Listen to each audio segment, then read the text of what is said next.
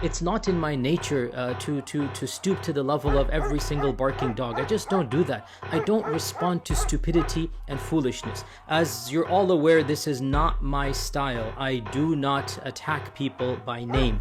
Unfortunately, I have to break that rule for this one lecture. And just for once, give these idiots the smackdown that they deserve. People like Jay Smith or David Wood or their ilk. Certainly, I don't feel towards him like he feels towards us. What the hell? I mean, these idiots, they are untrained, ignorant people. They are untrained, unqualified, ignorant, arrogant individuals, arrogant nincompoops. They have no integrity. They are Nincompoop. Shalom, everybody. Peace of Christ to all of you. And we were learning how to speak in good manner to people. You know, there's many people here, they are rude. They call people names. We Muslims, we don't call you names. It's true we call you dog or a pig, but you deserve it. It's true we call you filthy, dirty, najis, kafir, animal, but we did not lie. It's true. We are the people who are following the light of Allah Prophet. The Prophet who says to the one who he don't like, go and bite the penis of your father. What's wrong with that? He is a son, and he is going to bite the penis of his father. Nothing wrong with that. Please learn good manner before we start. Are utter fools, ignoramuses. Just listen to them and you know that they are utter jahil. Exactly. Let us now talk about the topic for today. You know, we have a prophet. His name is a Prophet Muhammad. As you know, he's very famous and he have a lot of features. You know, like, I mean, when you buy a product, the first description, as an example, the microphone I bought here, when I bought it, it says like this microphone speak languages. Like as an example, now I'm speaking to you in Arabic, but you hear me in English, in case you do not know. Because you know, and actually the Muslims even they say I don't even speak Arabic. And there's one of them, he made a video says, hey, Mimi Hijabi asked Christian Prince to read the Quran, and he did not read the Quran. So Christian Prince do not know how to read the Quran. Bingo. Today we will show you how the Prophet is a very special person. There's many religions, many beliefs, but none of them have such a prophet. His followers defend him not by answering, but by calling people dogs, filthy, pigs, whatever. They cannot answer, they can explain anything, and, you know. One of the features of Prophet Muhammad, that he can see you forward, backward.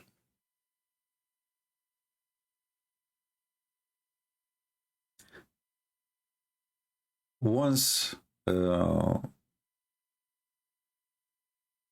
Muslim sheikh, he was speaking about the miracle of Isa,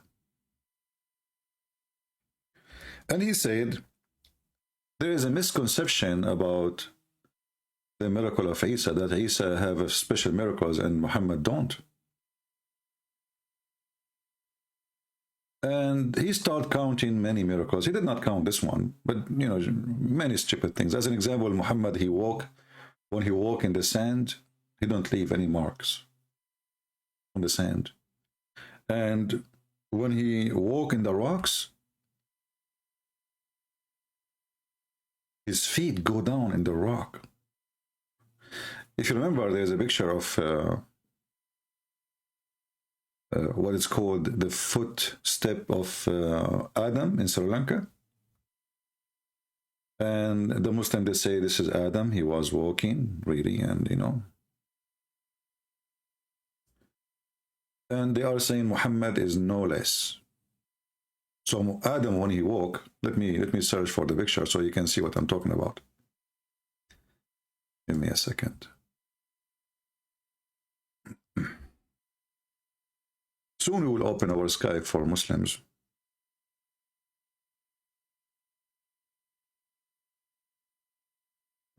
Footprint of Prophet Adam.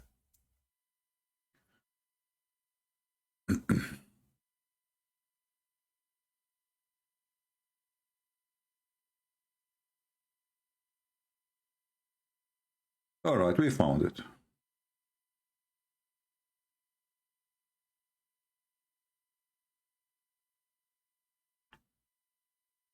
Here we go. Now, obviously, this is a Buddha temple, and the Muslims, as usual, they hijack anything. I don't know what is that. I mean, whatever it is, something stupid. If you read in the top, it says the size of foot of Prophet Adam as footprint.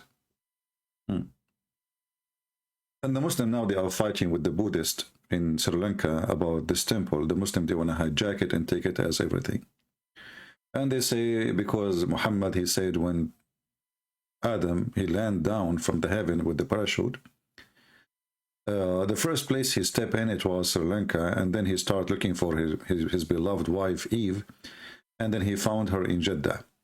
I mean, don't ask me how Muhammad, he come with this story. The only explanation that Islam is very rooted to Hindu and Buddhist belief. So Muhammad and the Muhammadan, they believe that the origin of Islam is coming from Sri Lanka. And they have a lot of crazy stuff, like, you know, so Adam, he come down to this earth, why his footstep is there, why only one footstep, like what, he was a kangaroo? Even kangaroo have 2 foot. Why there's only 1 foot? What happened to this other foot? You know, I mean, stupidity is amazing. I mean, what you can say, you know, when you are stupid, that's it. You know, there's nobody can help you. Nobody can fix you. So this is the footstep of Adam, and now you have to believe, and the Muslims, they have to pray to Allah. Thank you, Adam. Thank you, our Prophet Adam, for your footstep. But for the sake of God, what happened to the second shoe? The Prophet Adam was naked when he came to this earth. He have no shoes, brother. But okay, so he stepped in the ground. So where is the second step? Don't you see there is something missing? So there's only 1 step. Like what? He stand there. He never moved with one foot. Anyway, this is Muhammadan belief. Now we go to the story of Muhammad, the prophet who can see behind him. It says here, God messenger led us in a prayer one day. And when he finished his prayer, he faced us and he said, "Oh, people." No, he did not say that. Hold on.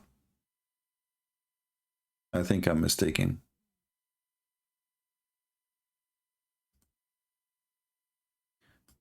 I think he said something like this. That they are utter jahil. So do you understand why it is insulting for someone like me to have to get involved with such a crowd? Yeah, someone like you, I mean, you're God coming from heaven, you know. Someone like me go down to like them, like, come on. Like, hello.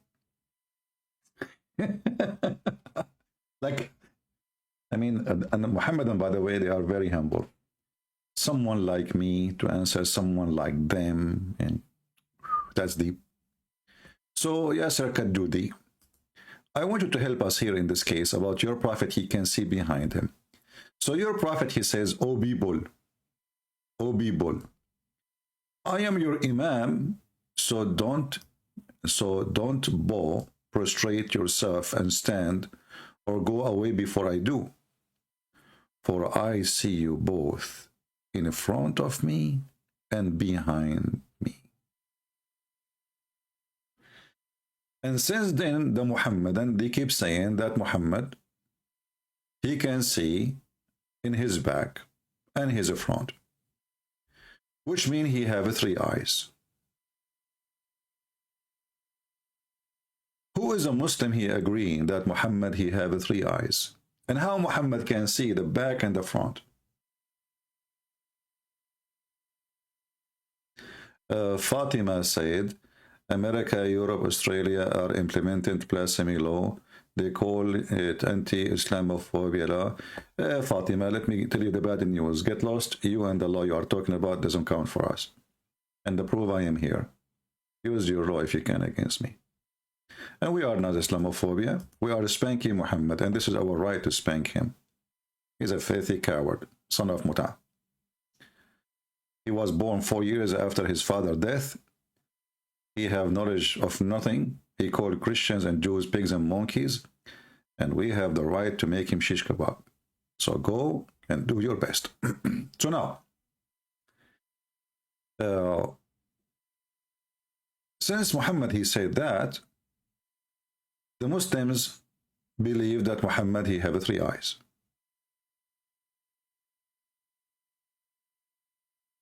And I want to know today, who of you Muslims can support this idea that Muhammad really have 3 eyes? Any Muhammadan? Who is a Muhammadan here believe that Muhammad can see in his back?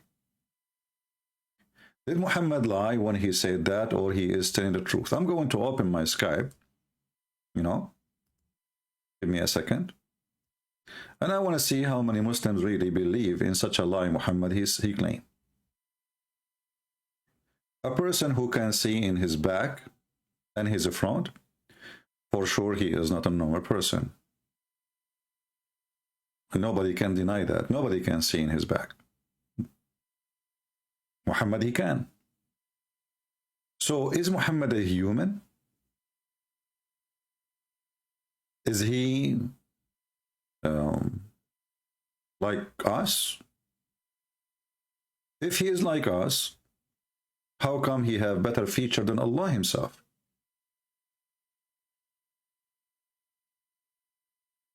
Can Allah see his back? My Skype is open. If anyone would like to text me so I can call him. Muslims only. Can Allah see like Muhammad? Can he see his back? Any Muslim can help us?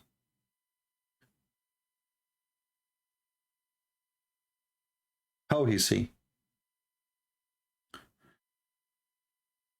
Muhammad, he said that Allah has 2 eyes.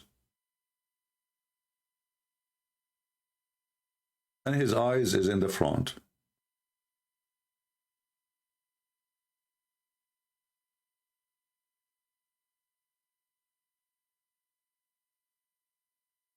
So how come Muhammad, he have better feature than Allah? Any Muhammadan? Who is a Muslim would like to call us and tell us if Muhammad was lying, just trying to make them fear him, that he is a beast or something?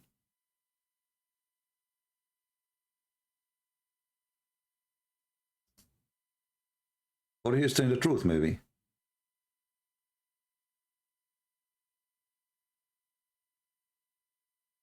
Any Muhammadan? Until now I see nothing in Skype.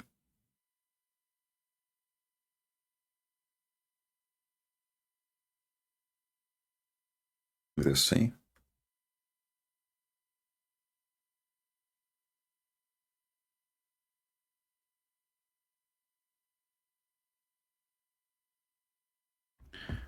If we go to the Muslims, those who call themselves sheikhs, they answer the Muslims about many questions like, do Allah have 2 eyes? And for sure, they confirm, yes, Allah have 2 eyes.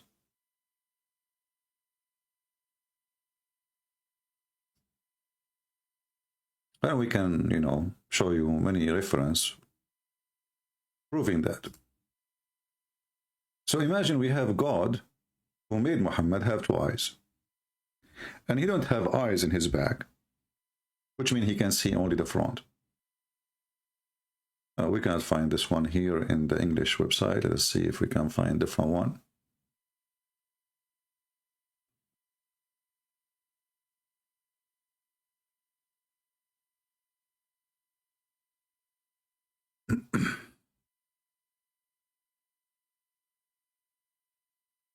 Let us see this hadith.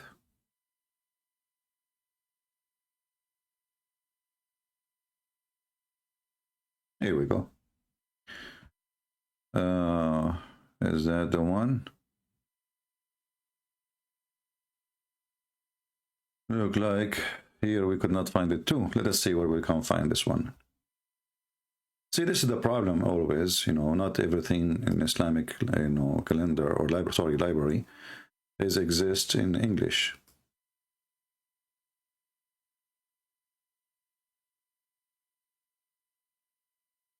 But we can find it.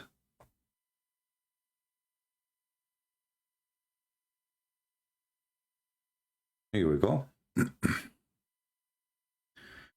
This is a website called Ad-Durar Sunniya, which means the Sunni jewels. Look at the jewels, brother. Look at the jewels. And we can use Google Translation.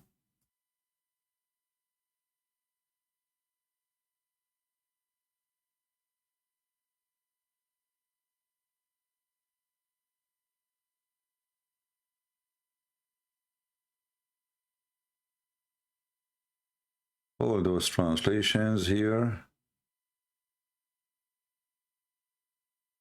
Let us see. Translate to Google. English.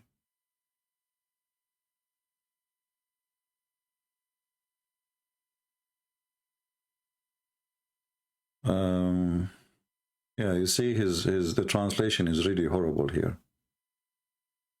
It doesn't even show anything of what we are saying. Let us see. I didn't see the word I.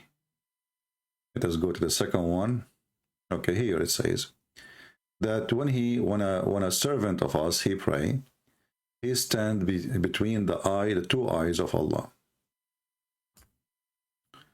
Aynayhi, two eyes. Two eyes. And there is many example anyway that Allah have two eyes. As if you remember when Muhammad he compared between the false Messiah, the Antichrist supposedly. The Muslims they don't have really Antichrist, but they fabricate in translation. They say the Antichrist. In fact, he is the false Messiah, Al-Masih al-Dajjal, or the Messiah, the scammer or the liar. And there is tons of hadith about this false Messiah Muhammad he came with. Endless. I mean, this guy, he keep talking about it. And then Muhammad, he described how Allah looked like and how this false Messiah he looked like. And he told the Muslims the way to find the differences between your Allah and the false Messiah is one eye. Both they have two eyes. But one of them, which is the false Messiah, he have one eye is damaged. As we see in the Sahih Hadith here. And here you notice that the false Messiah is a person who is a man.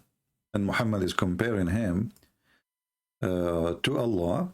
And he is afraid that the Muslim might think that he is Allah, which is very stupid to say, unless Muhammad, he is confirming that his God, Allah, is a man too. But you will notice, he said, if you are confused about him, know that your Lord is not one-eyed. So Muslims will be confused about the false Messiah, which is a man, claiming to be the true Messiah. And Muhammad is afraid that he, or the Muslims, they will be confused. So he said, I have told you so much about the Dajjal. Again, there is no Antichrist. Dajjal, the Dajjal is, the word means the liar, the scammer, the fake, etc. Somebody who would do it for profession, like to lie. That I'm afraid that you may not understand that the Dajjal, again, not the Antichrist, the false Messiah. And here you see how fake their translation is. It says Al-Masih al-Dajjal. You notice here in Arabic, for those who speak Arabic, it says Inna Masih al-Dajjal, not Al-Masih. And that again proved that the Messiah is God. Why? Because in Arabic, when you add, you see, you never heard a Muslim saying Al-Muhammad, right? Al-Muhammad. They say Muhammad. But when we speak about the Messiah in Arabic, we say Al-Masih. Here, because this Masih is a false Masih, there's no L. L start only before names which is unique, like God name. Al-Masih, Allah, you know, etc. But you don't say Al-Musas, you don't say Al-Abraham, you don't say Al-Muhammad, you don't say any of that. Only, and when it's come to the Messiah, you say Al-Masih. So the Masih, the Messiah, there is somebody want to try to take his identity, and this person, according to Muhammad, he can cut you two pieces and he put you together. As simple as that. He can order the ground to bring gold and silver and diamond, and the ground will obey. So Muhammad now, after he told all those things to his people, he is afraid that the Muhammadan, they will be very confused. And they might believe that the false Messiah is Allah. And here you ask yourself, how the comparison work? If Allah is not a man anyway, so how they will be confused? Obviously, Allah is a man. I think we have somebody trying to call us, a Muslim maybe.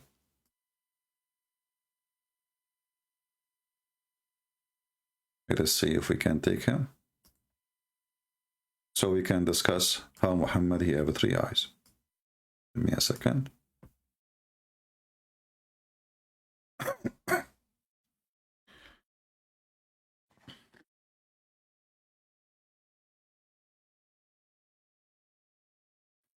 Let us see if you will answer and help us to understand.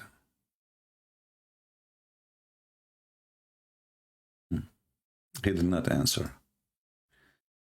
Okay, well, we wait until we have another Abdul to talk to us. Going back to the story of Muhammad having 3 eyes.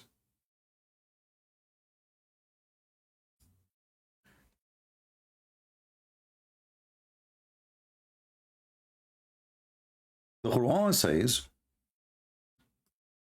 that Muhammad, you do not know the unseen, and he is a normal person like everybody.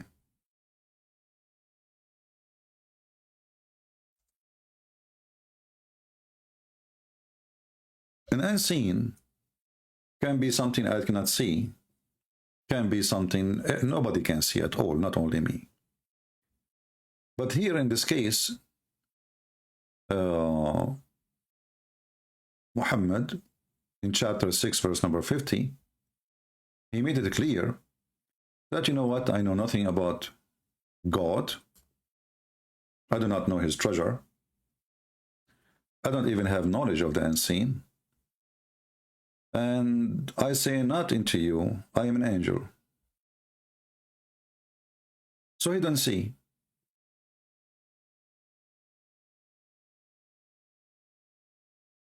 How he can see his background if Allah himself cannot see the back? He have 2 eyes in the front. Muhammad, he have no knowledge of something he cannot see. Neither he's an angel who have a special features. But yet Muhammad, he can see with a 3rd eye in his back. Any Muhammadan can explain? History of the Prophet. My friend, we heard you, trust me. Okay, there is no need to repeat the same thing. In Indonesia now, you want me to put it for you on the screen? My friend, trust me, we saw it, There's no need to repeat 100 times. We thank you for, you know, telling us. But there's no need to repeat the same thing. All right? I will put it for you on the screen. Here we go. Guys, did you see it?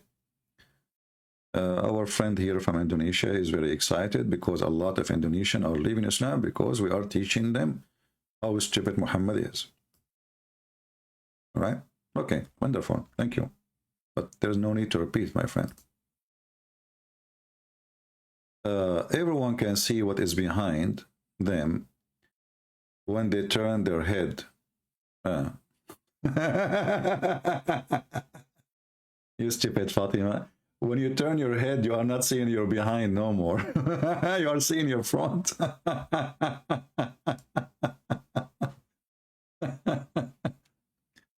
And nobody can turn his head 180 degree, can you? Make a selfie of yourself, Fatima. You must be a lizard. You can turn your head back all the way and see your back. I never heard of such a thing. You must be a snake, maybe. I don't know what you are talking about. This is how a Muslim, he tried to fix the stupidity of their prophet and his false claims. So the prophet, he used to turn his face back. Hello? Nobody can turn his face back. What are you talking about? You have to turn your body with it. And if you turn your body, well, this is not your back no more. And remember here, Muhammad is speaking about himself praying. He cannot move. He is praying. And they are praying. So he have fixed feet. He have fixed direction in front of him. And he is not even allowed to turn his back or his face back. So a nice attempt to explain the stupidity of your prophet saying things which is false and funny and dummy.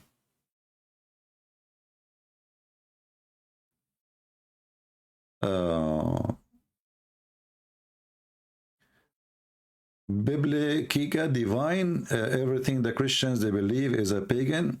Well, obviously you are a stupid idiot because you don't know what pagan is. Pagan is to believe in someone is not God as God, like an idol. You know, we don't worship idols.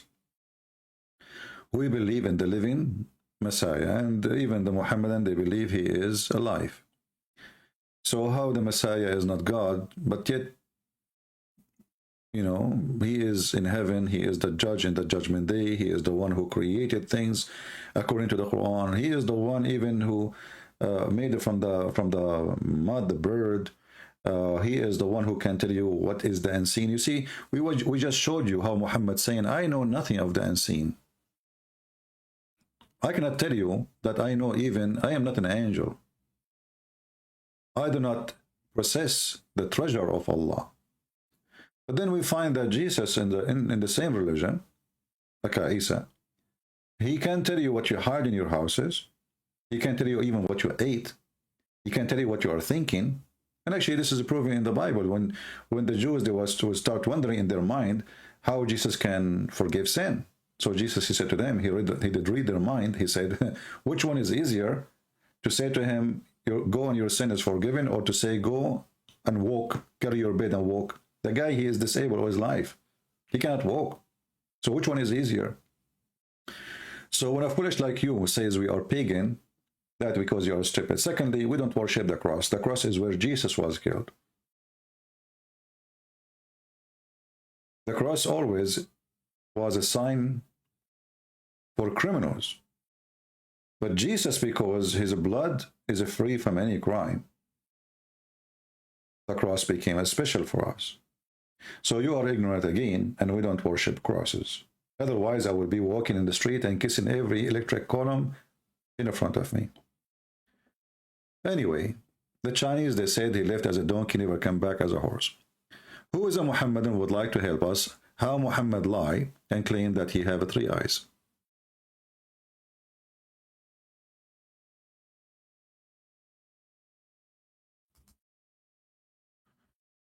Well, you know, guys, we told you before that the cat who did walk in the Quran, he applied. I have a correction from him here. You know, he sent me an email and saying, excuse me, I am not she. Okay, so I don't mean to insult you, my friend. So the cat, you know, he sent us a confirmation of his gender. And even he said he is single, all right? And he take care a lot of his cleaning, and he is not like Muhammad who jump in the dirty water, have dead dogs. And he said, this is why I will never accept Muhammad to be a prophet. Not only he jumping in the water is very filthy, he is jumping with dead dogs, my enemies. You know what I mean? So I understand the situation here, that this cat, Mr. Cat here, is upset. My friend, I tell you my apology. You walk in the Quran bravely, and the Quran, Allah could not stop you. And I like your tie. It's very, very good looking. And you are very good looking too, actually. So, you know, yeah, you're right. I mean, Muhammad, he jumped in the water, have dead dogs, and women blood from period and garbage. And that's why the cat is upset. I mean, dead dogs. This guy, he lost his mind. You know, the cat saying that, not me. I'm just translating to you. Do you remember the guy who called us 2 days ago? And he says, when Allah, he quoted the ant. Allah was quoting what the ant she said. Do you remember? I like that. I will make a special video actually about it. That Allah is the Quran is an ant translation quotation. The Quran is the ant translation.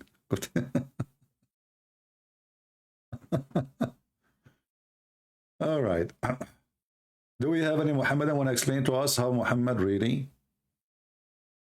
he can see his behind? So now Muhammad now in the water, and there's dead dogs and women blood from period, and there's garbage stinking there, and the 3 eyes did not tell Muhammad that this water is really ugly. So he can see the front, he can see the back, yet he jumped in such a water.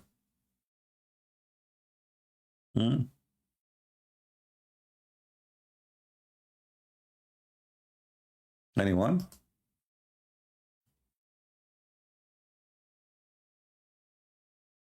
Any Muhammadan?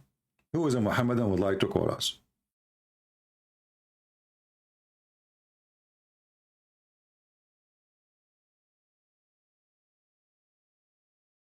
Anyone? Do you really Muslims, Muhammadan, believe that Muhammad, he have 3 eyes? Let us see, we have a Muhammadan, and he called himself Arabian guy, but I doubt that he is an Arabian. I think he's from Africa, and you know what I'm talking about. Arabian guy. Let us see. The Arabian guy. We will call him. Hello? Hello? I know, is he? He did not answer. Let us call him again. Maybe I'm wrong, you never know.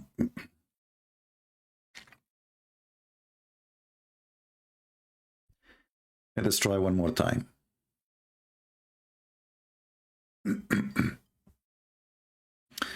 I'm muting the ringing so it doesn't annoy you when we call.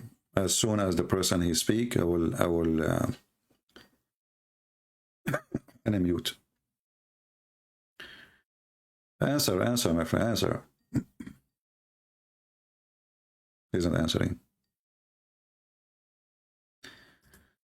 All right, do we have any Muhammadan would like to tell us how Muhammad he have 3 eyes?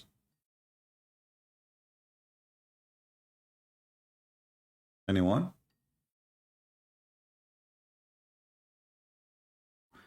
How many of you believe really that Muhammad has 3 eyes? He did not answer.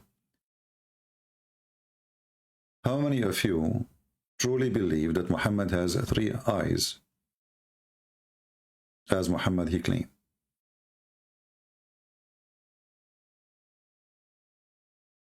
Anyone? This guy, we call him, he did not answer. You know, and then he called me. Let us try one more time. And see if it works. Hello? Hello? Hello? What? He's playing for me an audio of Sheikh. Stupid idiot.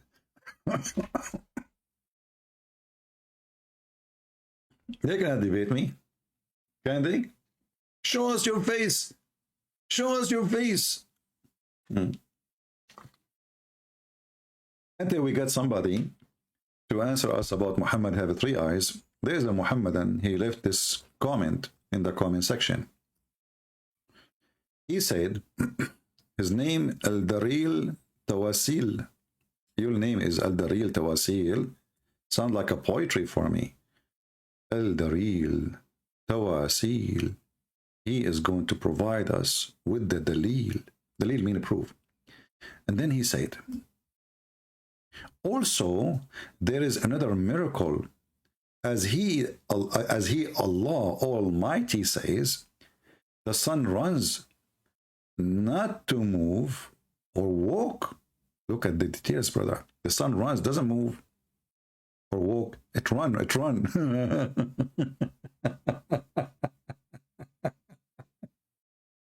Okay. And then he says, clear sign that the sun move in high. What high mean? What does that mean? High speed. Okay. Today, our scientist says sun moves at estimated speed about 225 kilometer per second, 140 mile per second. It is a nearly circular orbit. Allah the Almighty told us this is scientific fact 14 centuries ago. Abdul Potato, I mean, your prophet was describing the sunset, you idiot.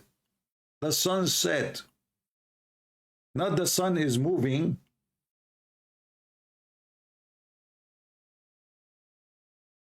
Do you see how they lie?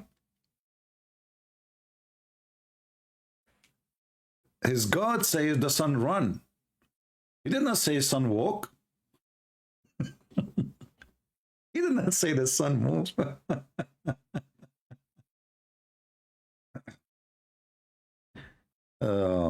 Abdul, just to correct you, you are an idiot, ignorant. Your prophet, he taught that the sun and the moon and the day and the night, they are riding a boat. When we describe the movement of the water, we say tajri. Anything does not have leg or legs, we say tajri. So tajri riyahu bima la tashtahi sufunu. The wind run in opposite what the ship they wish. Tajri al-anhar. The anhar run, but doesn't mean running with foot. You are stupid like your prophet. However, if we go to the hadith again, we will see that your prophet, he make it so clear. Your false prophet. He described it at the sunset going. This is not the movement of the sun, which is scientifically proven to be true. He was talking about everyday cycle. And this is the hadith from Sahih al-Bukhari. I asked the prophet regarding the verse, and the sun runs into its fixed course, a term of a degree. He said its fixed course is under the throne of Allah. And she do that, or the sun do that, if we can say the word she, runs into a course, and that is the explanation of the sunset every day and the sunrise every day. As you see, in front of us, all those hadith confirming the same thing. You can read this hadith. It's give you all the details you are asking for, and you will see how stupid your prophet is. So this is about the sunset every day. This is not about the movement of the sun, which science speak of. Liars, liars will die in fire. Let us see another Abdul.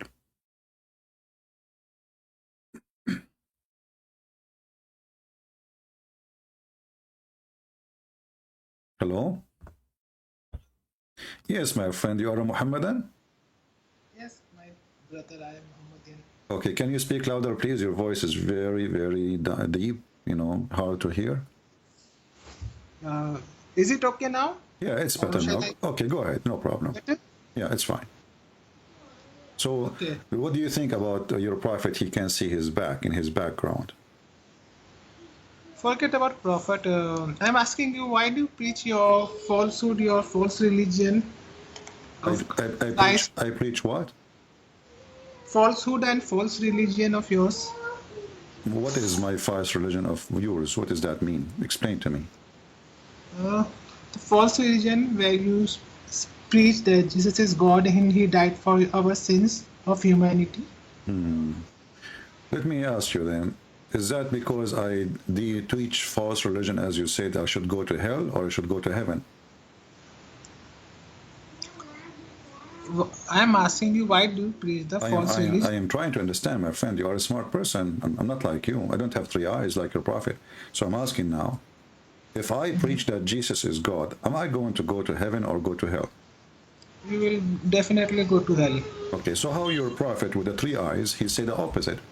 He said that the Christians will go to heaven, Christians and Jews, chapter 2, verse number 62. I don't care. I say you will go to hell. But your prophet, he have different opinion. Are you saying your prophet is lying?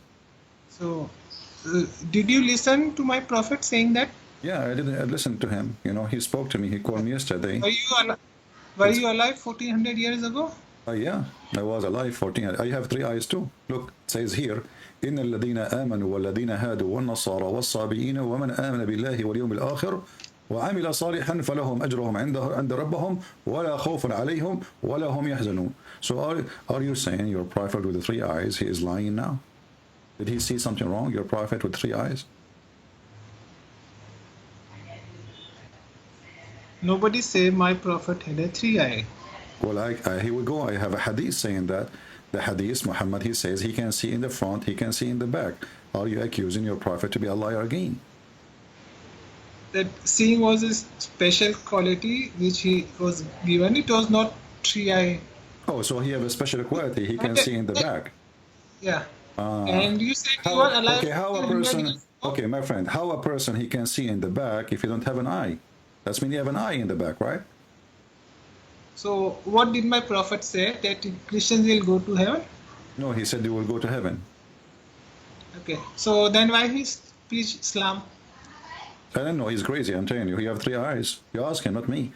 So this is a good question. If we are going to go to heaven, I was not alive 1400 years ago. If he said that Christians will go to heaven, why did he preach Islam? Well, so aren't you teaching I have. Okay, let me ask you. Do you have a Quran at home? But not currently. You don't have Quran with you at home, so you don't want to have the Quran at home. Why? The Quran is dirty. What kind of a Muslim you are? You don't have Quran at home? Forget about the Quran. I am asking you. Do you know that now Allah Prophet, he see you with his back high, and he is looking at you now? False religion of Christianity. Listen, Muhammad. Listen, Habibi. Muslim, they call me Habibi. Habibi. They are in love with me. I call you my brother and my child. Okay. Yeah. Listen, did you hear the Sheikh last time he called me? He says to me, Habibi. Okay, listen, Abdul. So now in front of you, we have a verse. Yes. You are saying to me, you were there at that time. You are saying to me, if I was there at that time, who cares if I was there or not? This is your book. Your book says that the Christians and the Jews and those who worship star, the Sabi, and they will go to heaven. How those who worship even the stars will go to heaven? Can you tell me? So why did Muhammad preach the Islam then? Is it stupid? Is it crazy? Is correct? Yeah, I'm telling you, it's crazy. I'm asking you were alive 1400 years ago. Yeah. Show me your age proof of 1400 years. What you know, this is proof that Muhammad is crazy. How we are wrong, how we are worshiping Jesus, as you said, how we believe that Jesus is God, and then he says to us, Christian and Jews and Sabi, and they will go to heaven. Muhammad was not crazy, you are crazy. Okay, how many times the Quran says Muhammad is crazy? Let me ask you. I will tell you a story, and I need your help. You know, but this is different. I will change the topic. Have nothing to do with Muhammad. You see, 2 years ago, I have my grandfather. He died, and so one minute. 2 years ago, your grandfather died. What was his age? He was like 90 years old. How come your grandfather can be 90 years old when you are 1400 years old? Oh, well, because, you know, we are Arab, we count backward. Like, you know, you are getting mustard, you don't know anything. Let me tell you the story, my friend. You don't hear the story, so you will laugh more. Just wait. So when he died, I get a live debate with you. My friend, I want you to hear. Listen, please listen to me. This is hurt my feeling. Come on, please. So listen, my grandfather, he died 2 years ago. He's 90 years old, and he died standing, holding a stick, and he was holding the stick for a year, and none of us noticed such a miracle. How you can explain such a miracle happened to a Christian guy like this, But you Muslim, you cannot have a miracle like that. He's dead, but he's holding a stick for a year, and nobody noticed. Can you explain to me Yes. how a miracle like this happened? This can happen. It can happen. If if if if the birds can come out of clay, What? then why not such a small miracle can happen? So you believe that those Birds can those birds miracles can those come out of clay. so you Sea believe can so part. so If listen the listen moon can so do you accept that a Christian person he die he stand for a year because he's a Christian he stand or this is a silly story for you? He was not a Christian who stand for a year. Who what his religion was? He was Muslim. He was a Muslim. What's his name? Suleiman. So you know that Suleiman died standing for a year. Explain to us how Suleiman he died standing for a year and nobody noticed, but your prophet he died after 3 days he stink. You explain me how did the sea parted when Moses threw the stick? Why you explain to you what? I don't understand what you are saying. If Moses throw the stick, how will the sea part? If the sea can part, then Suleiman can stand for a year or even 100 years. No problem. You see, those are okay. So how Muhammad he died after 3 days he stink, but we have Suleiman, and you believe in that story. He died, and he did not stink for a year. What do you think? What's the problem with Muhammad? He's so stinky. I can show you the reference right now that Muhammad after 3 days he stinks so badly. Even Ibn Abbas he said, "Idfinu sahibakum fa innahu ya'san kama ya'sun al-bashar." Bury your friend. He stink like all human they stink. So your prophet took him 3 days. His belly became, the hadith says, قَدْ رَبَى بَطْنَهُ, which means his belly became so big, full of fart. So he started farting. The gas coming out. So how come Suleiman, he is dead for a year and nobody noticed, even his wives, even the ministers, even the soldiers, nobody noticed. But Muhammad, after 3 days only, he stink.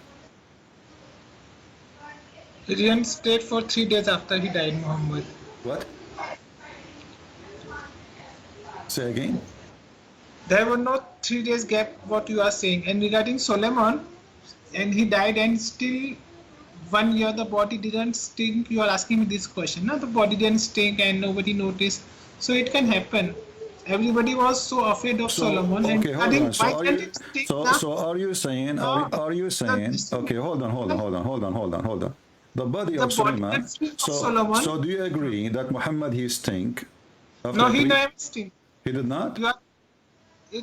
3 days period never passed after Muhammad died. He was immediately buried. Okay, what if I show you that you are a big fat liar like your prophet in the front of everybody? You want to challenge me? Not a liar. Do you want to challenge me? Yes, I want to challenge you. It's not in the Quran, so I will not believe that. So you will not believe unless it's in the Quran. You will not believe if it's in the Hadith. You will not believe it if it's in the Hadith. I'm asking you a simple question. Why are you changing? I'm asking you a simple question. Do you accept the Hadith or you don't accept the Hadith? So look how hypocrite you are. So you're a prophet, he stink, and the Hadith confirmed that. And now you are saying to me, I'm not going to believe in the Hadith. Huh? He never stink. Well, okay, here we go. I will put it for you in the front of the screen. Everybody will read. And then either you prove that you are telling the truth, or I am lying. Here we go. This is the book At-Tabaqat al-Kubra. I will put it in the screen. I don't believe this book. You show me the salvation theory from the Bible. You are just a potato. You don't have 3 eyes like the prophet. Shut up. Let me read. This is page number 267. Page number 267. Valley number 2. I'm going to use Google Translation to translate too. And you will see here that when Muhammad he died, the Muslims they start fighting. Even Umar he was saying, I'm going to cut hands and mouth and tongues of those who say the Prophet he died. And then Ibn Abbas he said, Inna Rasulullah ya'san kama ya'sanu al-bashar. Fa'idfunu sahibakum. Bury him right away. Better than making him die 100 times because he stink. It's an insult. Let me translate. Here we go. I will use Google Translation, and I want you to read and stop being a dummy. Here we go. Read for me in the screen. I don't want to read, nor do I want to believe this. Why you don't want to read, brother? Brother, yeah, Habibi, my child, Yeah, show brother, me the why you salvation don't theory want from to the read? This is Bible. your Why are you book. This is preaching your book. falsehoods? What is the Why are problem? you preaching falsehood of the What Bible? is the problem? What is the problem? Why you don't want to read that Muhammad he stink like all human they stink? So bury him. This is not from the Quran. This is for. Who Okay. cares if it's not the Quran? If all of Islam is not in the Quran. I do care. All I in do the care. all of Islam is not under the Quran. In the Quran. Here we go. It says Muhammad Yasan Kama. The translation is not coming good. Here it says your prophet he stinks. So the one who mentioned that is the cousin of Muhammad. He says, Okay, even if he, yeah, okay, so your prophet okay, he just a stink. minute. Okay, you know Hold what? on. I will go with Just you. for the sake of You argument, I said, accepted my prophet's thing. So will this make your false religion Christianity right? Will this make but look what your happened. Who foolishness is the that one? Who Jesus is is the God? one? Okay, who is the one who told you that my belief Christianity is false? Christianity is 100% false, Okay, and but who is the Jesus one who? is God. But who is If the one who? Muhammad's thing, But will who this is the make one Jesus who God? told? Who is the one who told you that? Can you give me the name? I tell you. You are a liar. You are just following what Muhammad said, right? I tell you, Christianity is Okay, false. hold on. Jesus Just to show you that claim Muhammad is a God is fraud false. because There is Muhammad. no salvation theory in Bible. Listen, Muhammad he said that prophets, when they die, their body will never decay. And you confirm that Suleiman, when he died, his body never decayed. That's wonderful. But when we confirm that Muhammad, his body stink, that means he's not a prophet. This is your prophet, and this is Sahih Hadith saying that Muhammad he asked the Muslim to pray on him every Friday. They said to him, because he said because and your prayer will be given to me. They said, how our prayer will be given to you, and you will be dead, and your body will be decayed. He said, oh, I did not tell you that Allah forbid it, has forbidden the earth from consuming the bodies of the prophets. So your prophet he confirmed that prophets, their bodies will not be decayed. And then we find that he stink after 3 days. So he's the prophet. What do you want to say? Go ahead. So even if Muhammad was a false prophet, will it make Christianity right? Okay, now so you agree that Muhammad is a false prophet. Thank you. Will it make your false religion a stupid No, but you just religion? agreed A now. stupid belief, a right thing? Let us focus one thing at a time. So now you admitted that your prophet obviously is a fraud. I don't care. Now just say me. Well, you don't care. Who cares then? Why am I talking to you? If you don't care, go potato.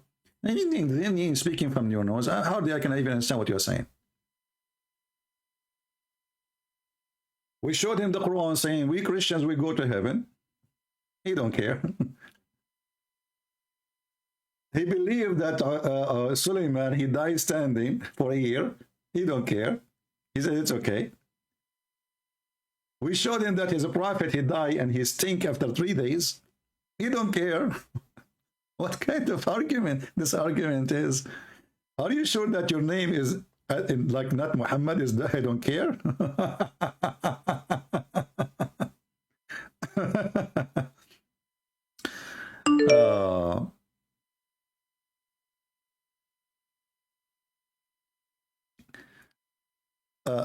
I just received this announcement. Look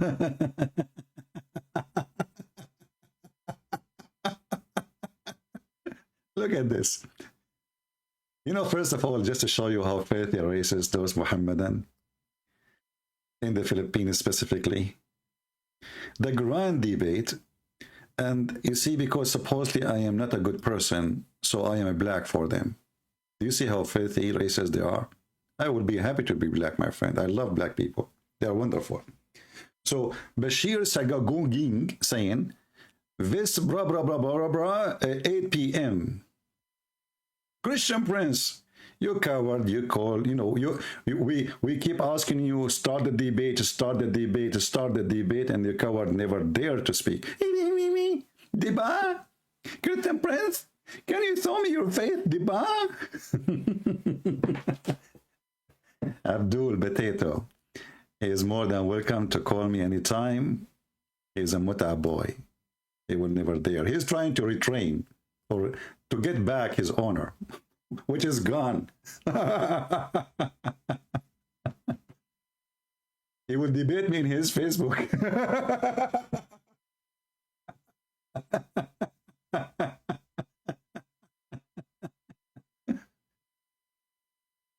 Abdul, tell him, the one who sent me this message, tell this potato, if you are a man, call him, even if you are in Skype, no, I mean in Facebook, call me in Skype and let everybody in Facebook, anywhere, hear how stupid you are. You are just a potato.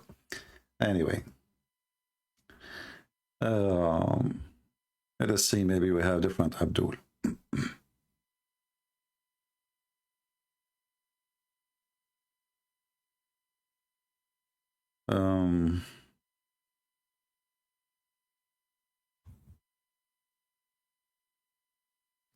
If you are not a Muslim and you are trying to call me, I will block you.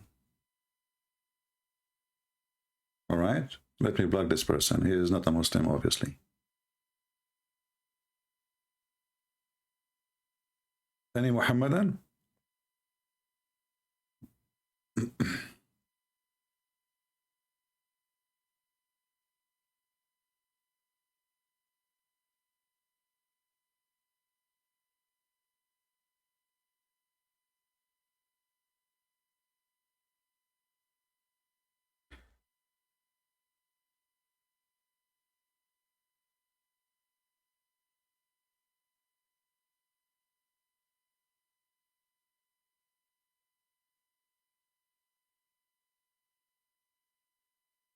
Any Muhammadan? Who is a brave Muslim can explain to us all the mental issues Muhammad is suffering from?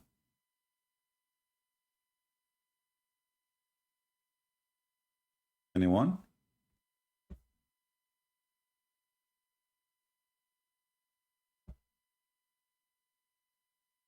Yeah, you know, this guy, I feel sorry for him. You know, he was harassing those Christians for 2 months. And when, you know, those Christians in Philippines didn't know how to deal with those Muslims, obviously. They don't even know how to manage a chat. Me, myself, I was really upset from them. I mean, they let the guy talk. I don't know what he is even saying. And then somebody translate that he is telling them, he is schooling them. I want to debate you. You bring me Christian Prince. You cannot handle me. You know, you are a big deal. So here we go. Christian Prince is here. Why you run your cover? So they don't really know how to handle such a thing. They are not used to those things. They are not used to those aggressive Muhammadan. They are not really, I mean, they are aggressive maybe for the Filipinos. For me, I will make them shish kebab in 2 seconds. So me, myself, actually, I don't appreciate the way they did the schedule. First, I confirmed to them, you should not tell them that the Christian Prince is coming. They broke the promise. Number 2, not only that, I found that they have a thumb in their announcement of an Arab guy will debate those guys. It's obvious. So those Filipinos, they are my brother in Christ, yes, but they are, you know, they don't fit for what they are doing. I mean, I told you, never say, I will speak to them, never mention anything about Christian princes coming. And when you say we want to speak in English, they get suspicious. Tell them we have people from around the world when you listen. That's it. And don't lie. We're not asking you to lie. They could not even hold their tongue. Even they told them before I go, I found out, they told them that a Christian prince is going to be waiting for you. And this is why they were going crazy, barking, because they cannot make the debate happen. And look at this potato here. If you can debate a Christian prince without showing his face, why you did not do it last week?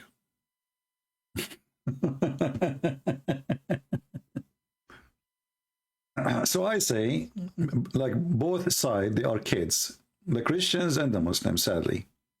The Christian, they could not maintain their promise. They don't know how to deal with the Muslims.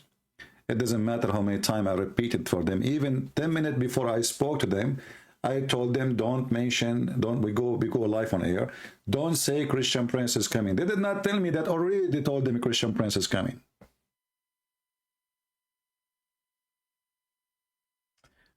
Mustafa Aladdin saying, is Jesus God? My friend, it's not me who said that. It's your God. I can show it to you. Call me and I will show you.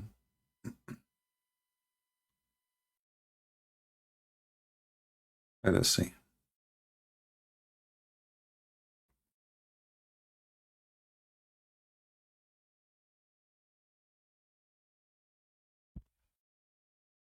Hello, my friend. How are you? I'm doing good. How are you? I'm fine. Are you a Muslim? Yes, I'm a Muslim. That's wonderful. What do you think about your prophet? He claimed that he can see in his back. Well, yeah, I know that hadith, and yeah, that's correct. It's correct. While- So you believe he really can see in his back? Yeah, like in prayers, in Salah, specifically in Salah, he said that. So yeah, Oh, so only when he's praying he can see in his back, not in the other places. wherever he specified, he can see. Okay. And how he can see that? You know, he have an eye in the back. No, it doesn't say that he have got an eye. It just say that he can see from the back.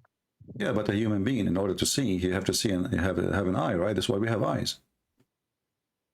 No, the prophets got miracles. Like in the Bible, it says that Jesus converted, water into wines. Hmm. A human being. Well, I don't know. This is really weird, my friend. Your name is Dawood Ali. But isn't it the Quran said that Allah refrained from giving Muhammad miracles? What was that? Allah. Isn't it the Quran says that Allah he refrained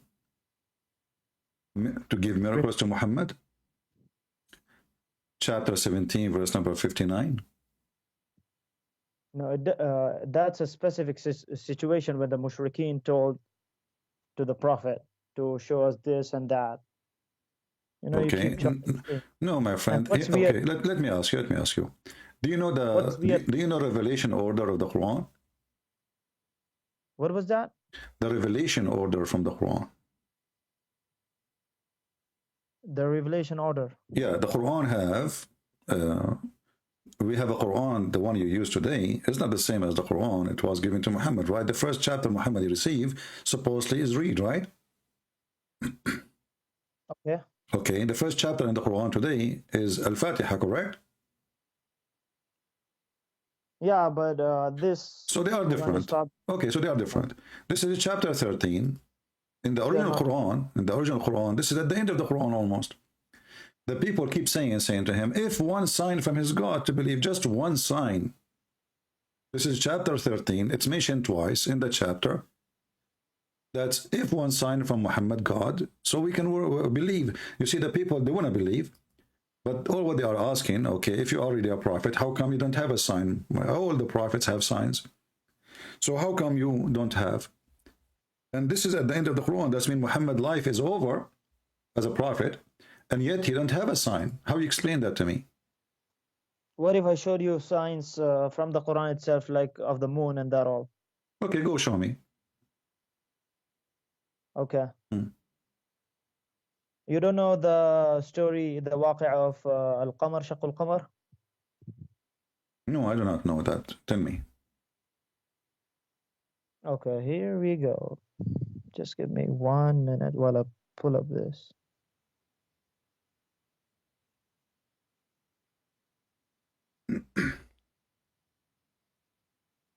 Okay, in the meanwhile, split. Yeah, I will help you. It's chapter 54. 54. Yeah. Yeah, I know, like in Surah Al-Qamar, but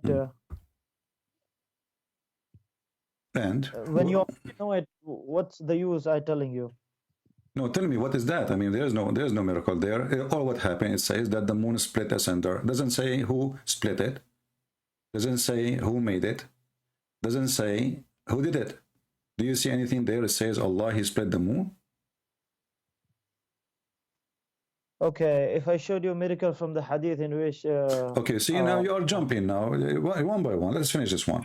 So you're a prophet, he saw the eclipse, and he claimed that this is a sign of the judgment day. So your prophet, he did lie, my friend, because judgment day did not happen. You speak Arabic, I can tell from your accent, the way you said the word. It says, اقتربت الساعة وانشق القمر, and this is a poetry from Imru al-Qais. دنت الساعة وانشق القمر عن غزال صاد قلبي فنفر. This is a poetry of Imrul Qais. Muhammad, he copied it, he put it in the Quran.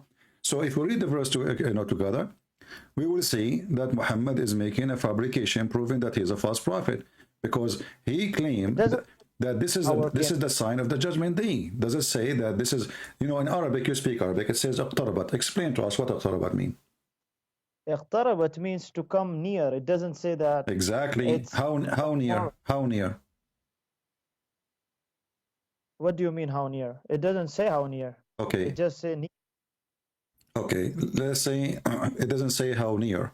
When I say getting closer and the moon is split, is that a sign that the judgment day? Isn't your prophet, he says, judgment day have 10 signs?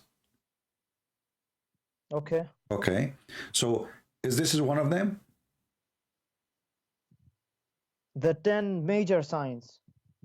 There's a small signs and there is 10 major signs. Okay, is this one of them? It's from this the signs, but it doesn't in the Quran. It doesn't say it's from the major or from the minor. My friend, if you go and read the both of them, you will see both of them didn't fit. So your prophet, he himself, he gave signs, like there is, as you say, there is the one, the big ones and the small one, right? علامات الساعة الكبرى والصغرى. Okay. So now if we go to علامات الساعة الكبرى, they are 10. Do you agree? Yeah. Okay. But this is what he said.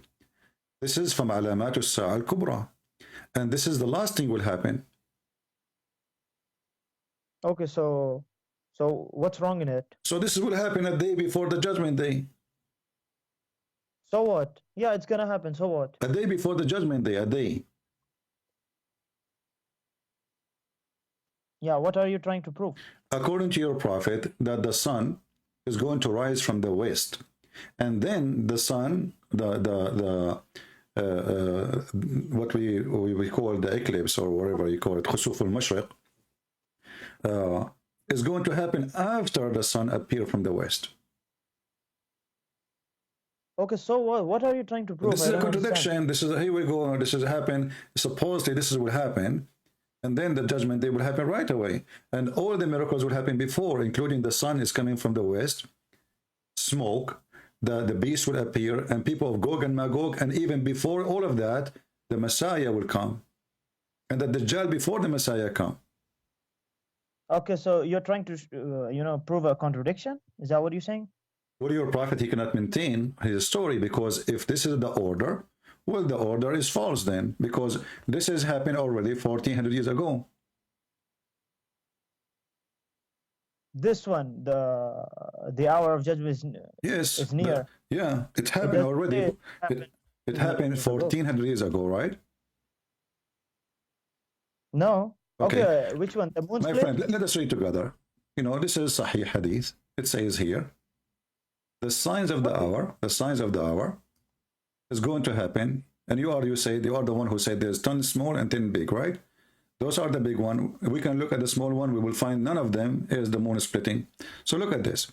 The last hour, will come, and those are there appear 10 signs before it. The rising of the sun in its place of setting. So the sun will appear from the west. This is number one. The coming forth of the beast. The coming forth of Gog and Magog. The Dajjal, the Antichrist, and the false Messiah. And then the descent of the son of Maryam, Jesus, all right? Then the smoke, and then the three collapse of the earth. And then one in the west and one in the east. Okay, so where is the sun, where is the moon's cleft and is going to split asunder, and this is a sign of the judgment day? It's not. Neither in the small one, neither in the big one. So your prophet, he forgot to add this one? Firstly, who told you that the split of the moon is from among the signs of the hour? The verse itself says that. It doesn't say that. Read it. You speak Arabic. Read it, my friend. Yeah. Go ahead, read it. Display it. Read it. It says, اقتربت الساعة وانشق القمر. Yeah. Okay. It's two sentence. What does wow means?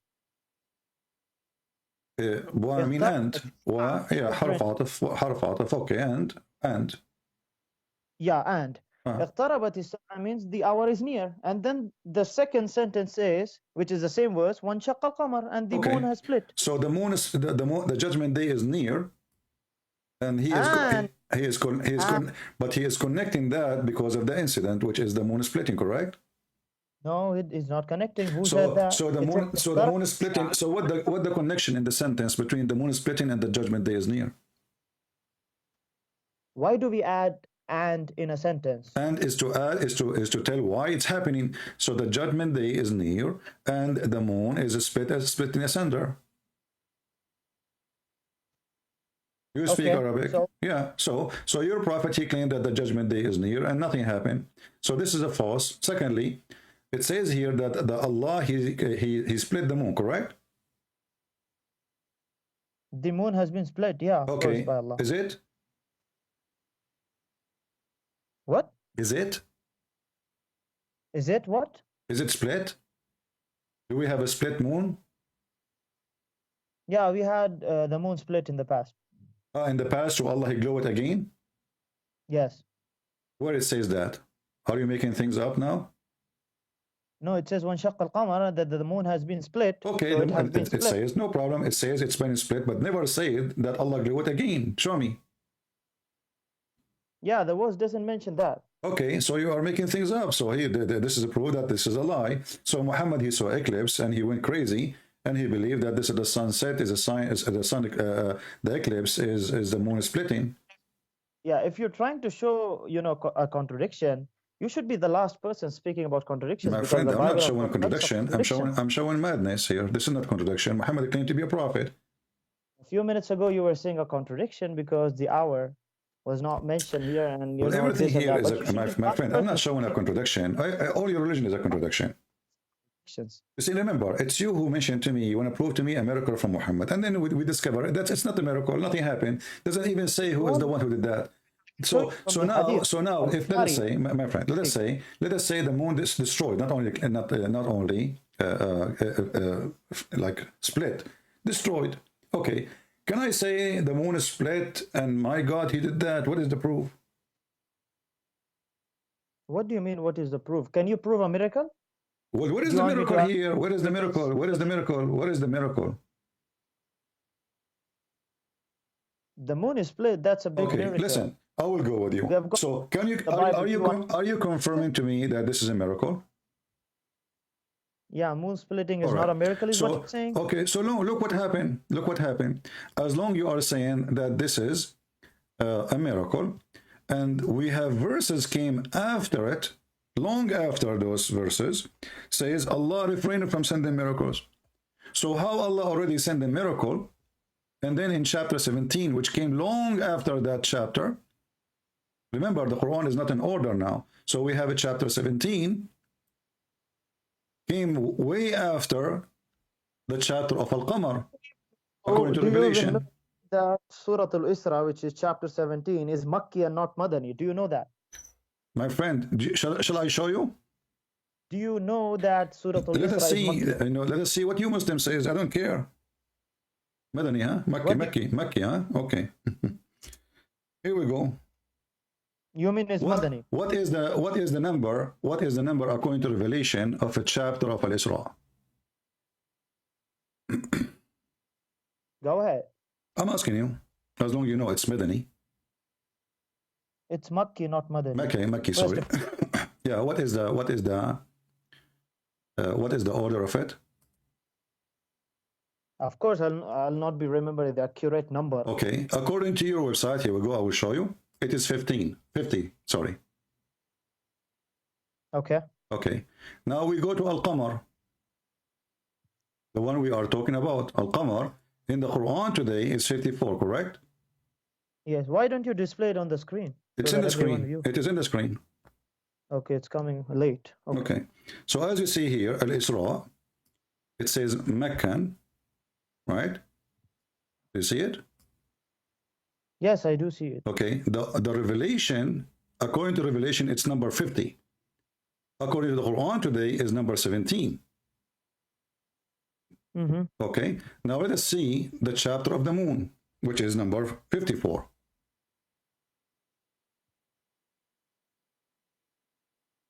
Al-Qamar is number 37. Okay. Okay, so now we have one came Are you long joking? after. Listen, just- listen. The chapter which says Allah, He refrained from sending miracle is number 50. The one who says Allah, He split the moon is number 37. So long after 37, Allah, He confirmed that He never did a miracle. He refrained from sending miracles.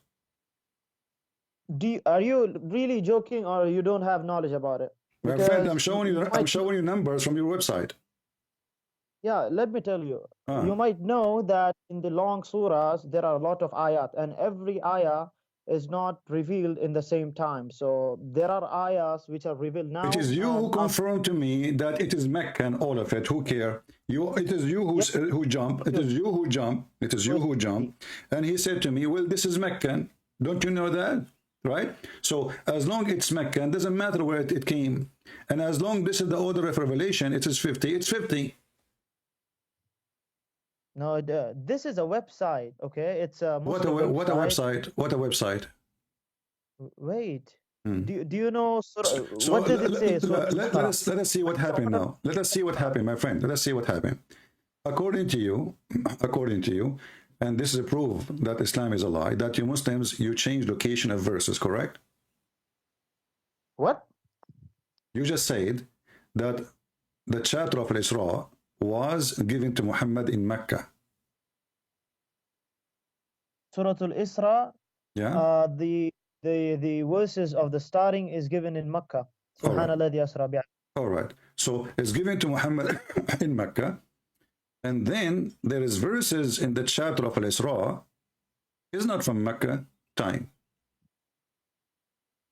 Yeah, that's what I'm trying to explain you. Okay, my friend, that's wonderful. Read with me here.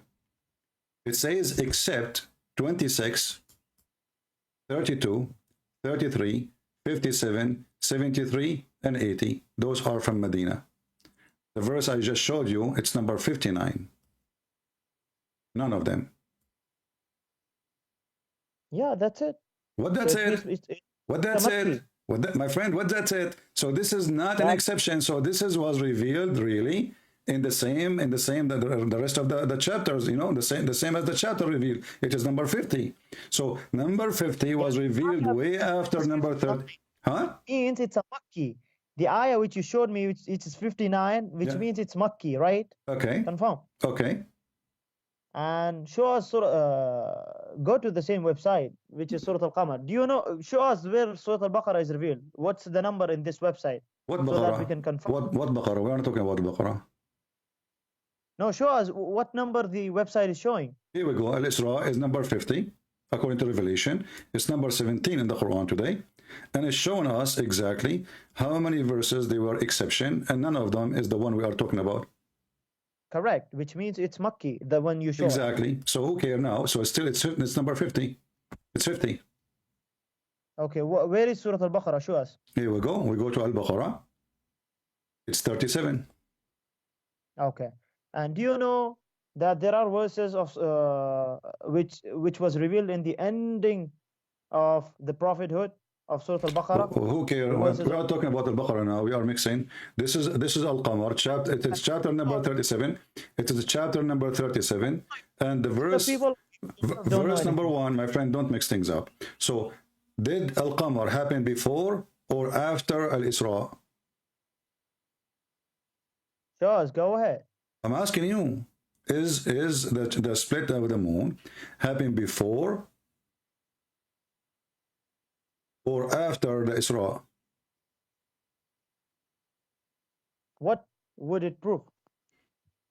Will it prove that there is no miracle? Allah, He says, I refrain from sending miracles. So Muhammad, he did not go anywhere. You see, just to show you, my friend, just to show you how stupid the Quran is. Look, listen. What is the name of the chapter? Al-Isra, correct? Al-Isra. Yes. Okay, what Isra mean? What Isra mean? What do you mean, the night journey? Okay, the night journey, isn't it, this is a miracle itself? Yeah, that was also a miracle. Okay, But wonderful. that's a different. So, guys, it is a miracle itself. So, how in the same chapter, which is a miracle, Al Isra, it says we refrain from sending miracles? How he just took Muhammad to heaven, and then he say we refrain from sending miracles, but he just took him to heaven. So even in the same chapter, it's a crazy contradiction, because if he refrained from doing miracles, so who is the one who took Muhammad to heaven? Who is the one who took Muhammad, my friend? Who is the one who took Muhammad to heaven? Isn't it Allah? Did the people see that? Oh, so nobody saw it. Nobody saw it, right? Okay, And what so- does this was? And nothing has prevented us from sending signs, except that the former people denied them, and we gave Thamud and She-Camel as a visible sign, but they wronged her. So you are saying that nobody saw the miracle. I like that. You know, I did miracle yesterday. I can't talk about it. It's very big. And now you are saying to me that Allah, when he say he refrained from sending miracle, this is why he don't count this one, because he never saw, nobody saw it. Nobody saw it when Prophet went to But tell isn't them. it a miracle? They denied But isn't it a miracle to go to heaven? Yeah, it's a miracle. Where does it say that we are not? But to he a single said, miracle? we refrain from sending ayat.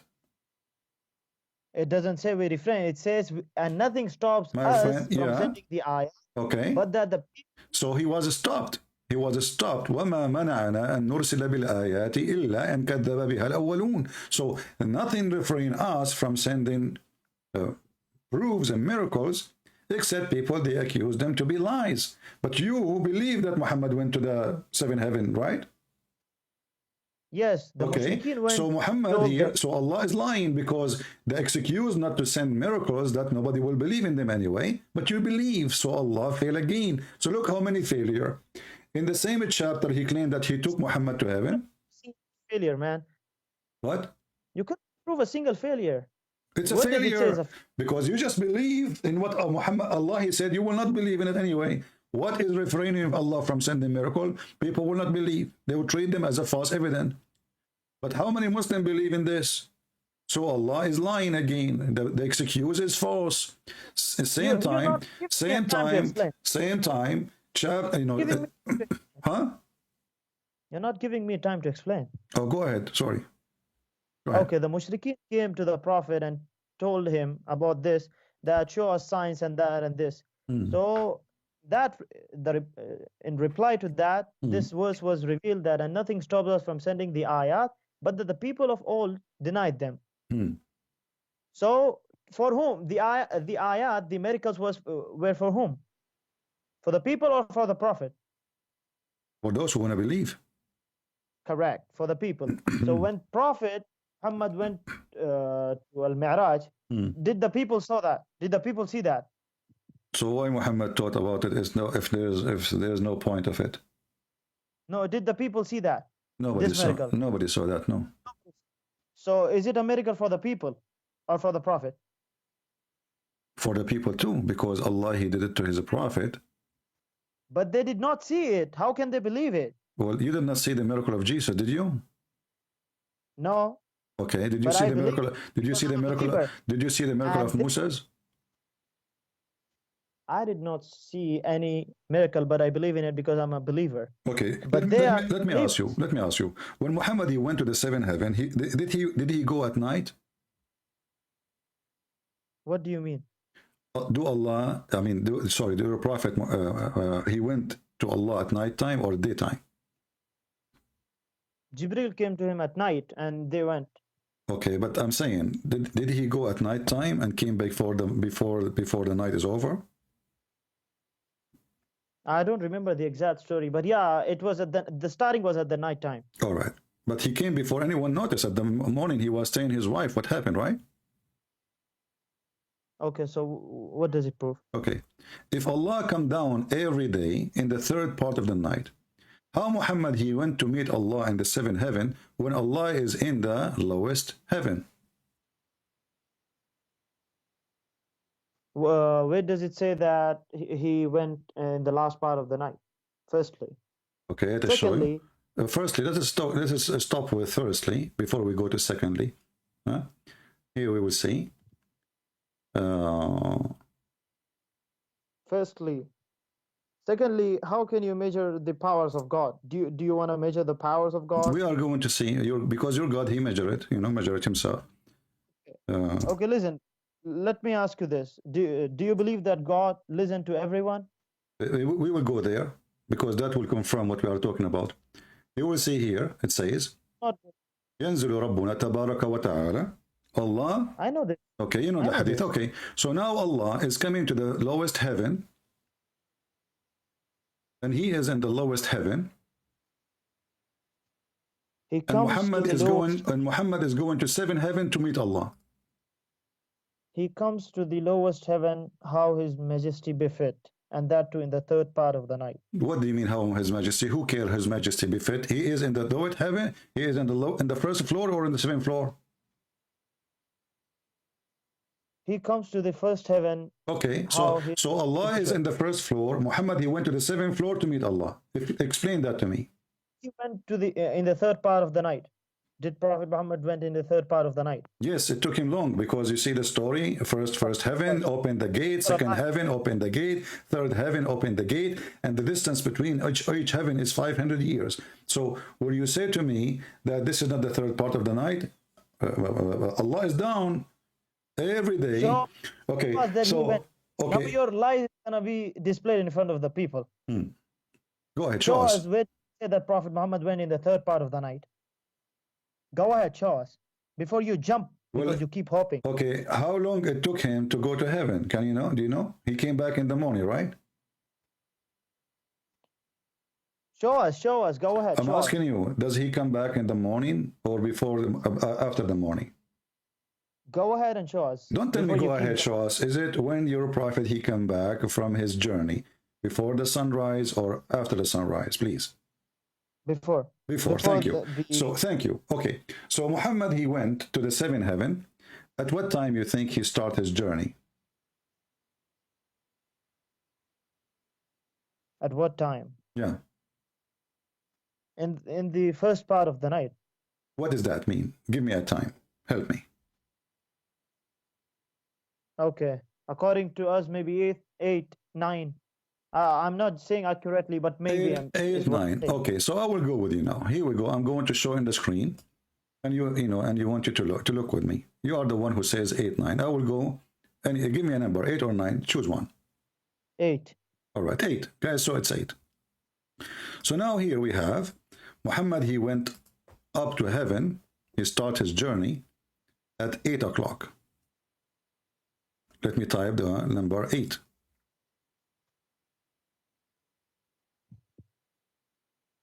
Your screen shows so late. Okay. 8 p.m. All right. So Muhammad now is leaving at 8 p.m. Allah, he come down to the lowest heaven. And let us draw the lowest heaven in different color. We will use red. The lowest heaven. It is the third part of the night. What is that will be as a timing?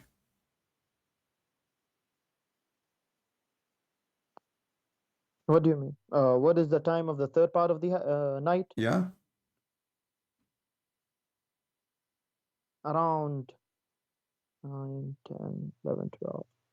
Around 1:30. Around 1:30. You see, I'm going to type is exactly what you say. I'm not going to even to argue.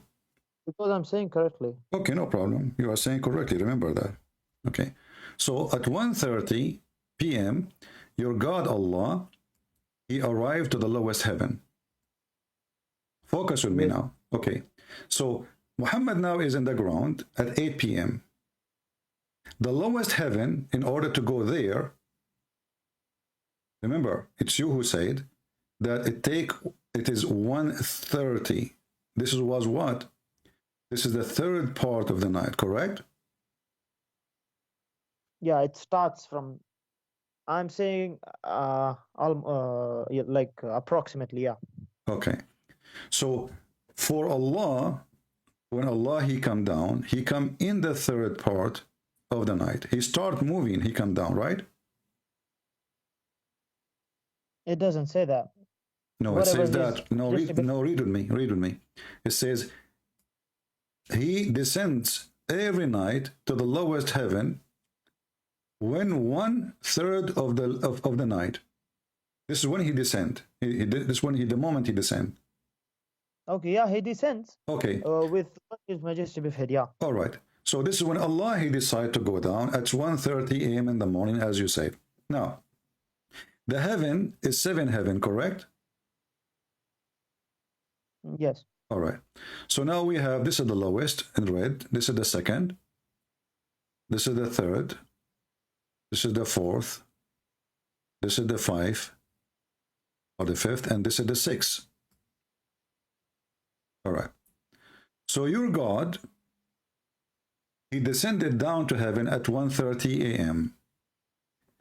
Your prophet, he come back, you said, before the sunrise, correct? Okay. What time is that? Would be Before the sun rise. Almost 5:36. okay. 5:30. Choose which one you want. 5:30 or 6 a.m. See, as far as the sun before the sunrise is concerned, it's 5:30. Okay, Or 5:30. 6, no problem. You can take 6, no problem. But Choose one. I don't know. Choose. Tell me which one. no problem. Take either. I don't mind because the time keeps varies. No But problem. don't mix that I said Prophet came back at 5:30. I never said that. I said before the sunrise. No, we will remember. We will remember. We will remember that. So to go from to go. Okay, my friend. Okay, okay. So now to go from the first heaven to the 7th heaven, and to come back, it took your prophet how many hours? From 8 p.m. to 6 a.m. in the morning. No, it doesn't say that he came in the morning. Before the morning. Yeah, before the morning can be any time. It can even be 1 p.m. Let's calculate. It have to be between those. You said 6 and you said 8 p.m. So 6 is before 6 in the morning, before. I never said 6. I never said that he came at 6. I never said that. Don't mix again. Okay, when your prophet he came, do you know? Do you have any hadith to confirm? Oh, by mistake we deleted. Do you have any hadith confirm what time your prophet he came back? It doesn't say exactly. It doesn't say. Firstly, the time wasn't there at that time. What are you trying to make? What do you mean there's no time at that time? I mean, there wasn't a clock at that time. So aren't you the one who told me first the third part of the night is 1:30 p.m. So there's a time. I've got no problem with the time till now. I'm just saying that the clock did not exist at that time. Is what I'm saying. Don't mix. Okay. So the clock does not exist, but we will try to figure out. Okay. Yeah. However, chances you want to take, you can take, but you can't find a contradiction here, because you should be the last person actually. Okay, just wait. Standard doesn't make any sense. So when your prophet he went to the heaven, and I have to draw it again, I made a mistake, I cleaned the screen, and this is heaven number 7, 6, 5, 4, 3, 2, 1. Your prophet, when he did that, before he go, he was at 8 p.m. at home, according to you. Not according to me. Remember, it's almost approximate, just figure. Okay. 8 p.m. Allah he came down at 1:30. I will have to type it down again because by mistake we deleted. 8 p.m. This is when your prophet he went up to heaven. Allah he came and down and he descended in the lowest heaven at 1:30. 1:30 a.m.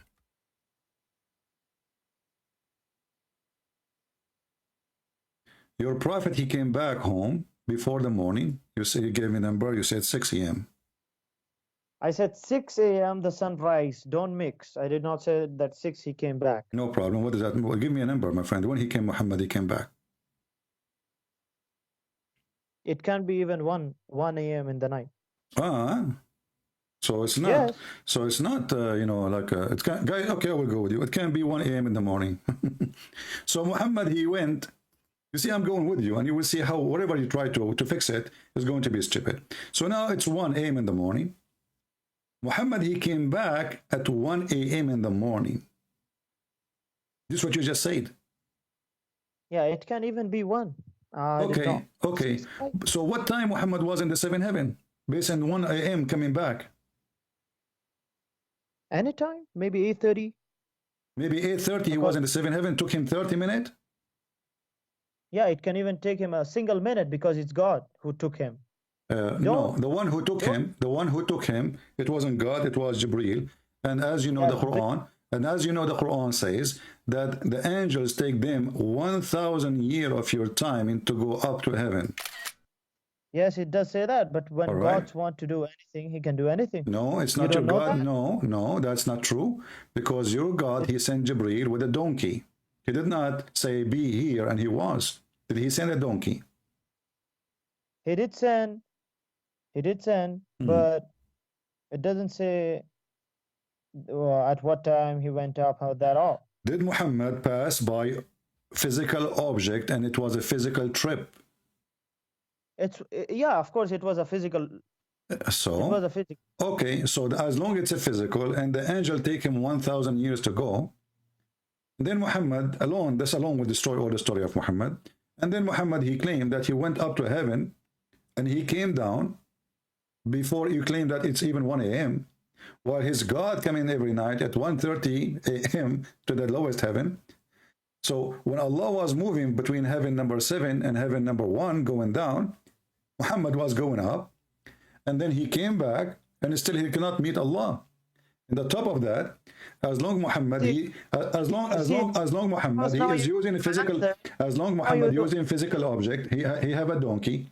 Is the donkey have the speed of light? When God wants. Okay, well, the donkey, his name is Al-Buraq. So what? What Buraq mean? So do you mean because he was Al-Buraq, so God cannot do anything to him? No, I'm not saying anything. I'm saying the name Al-Buraq mean he is thunder. So what? Okay, what is the speed of light? Can you measure the speed of light? How stupid. Yeah, there is a measurement of a speed of light, sure. So, yeah, but and isn't it the angels made of light? The angels are made of nur, yeah, light. Light. So now we have the donkey, Mr. Donkey, made of light. Angels are made of light. And it take the angels 1,000 years to go up and to go down. So how your prophet took him few hours to go up and down, and you mentioned to me 1 o'clock maybe he came back. So he left at 8. He came back by 1. So it took him only 5 hours to go up and down. And then the angel, it says clearly in the Quran that it take them 1,000 years of your time in just to go in one way, which means to the angels to come back, it need 2,000 years. Yeah. Do you mean that God cannot do everything? Well, I mean, but your God, my friend, your God, he decide how long it take. It's not up to you.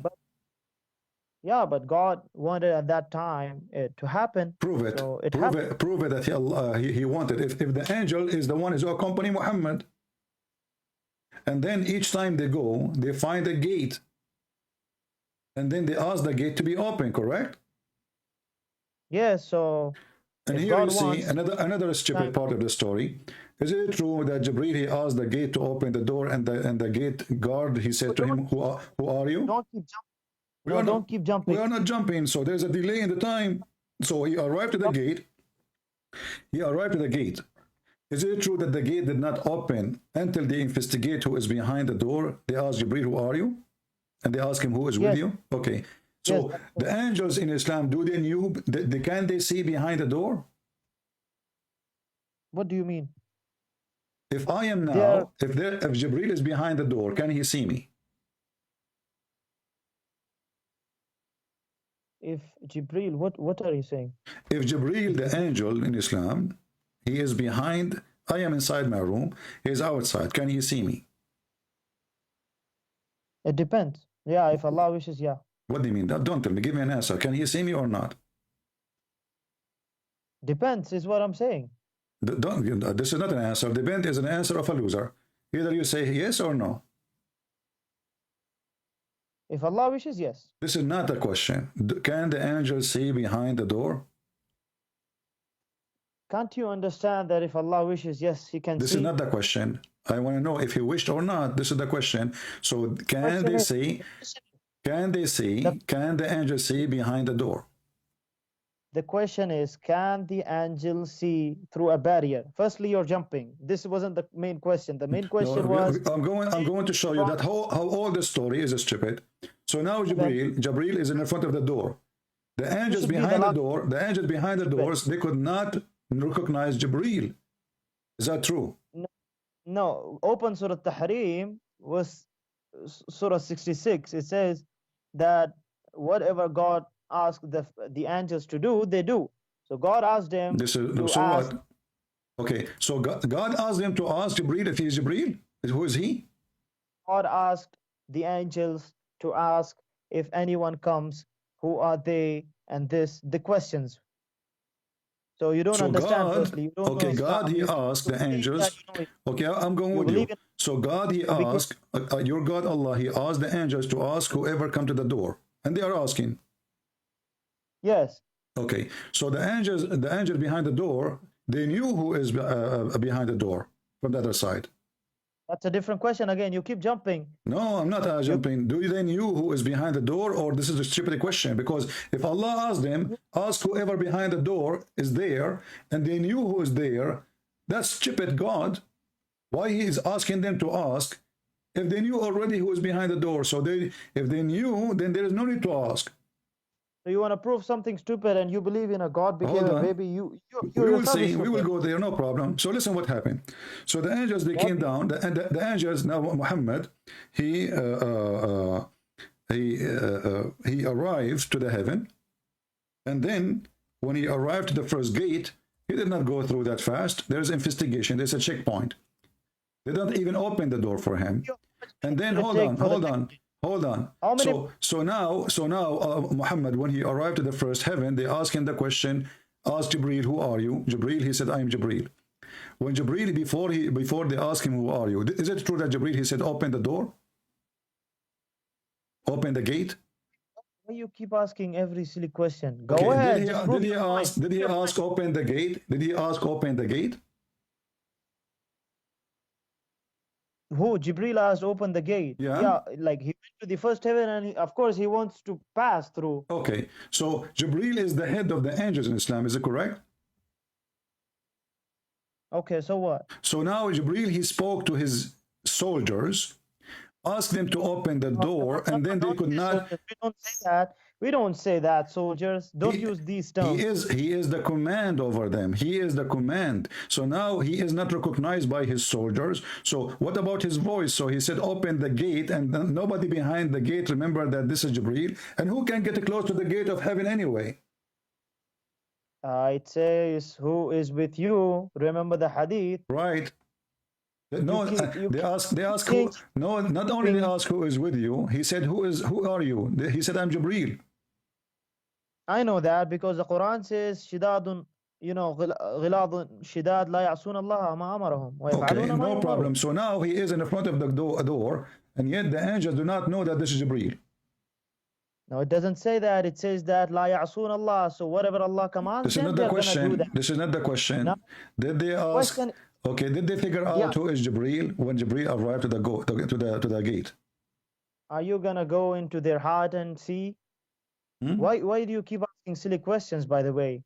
Why don't you prove your point? Read. Even if you prove Gabriel asked for the gate.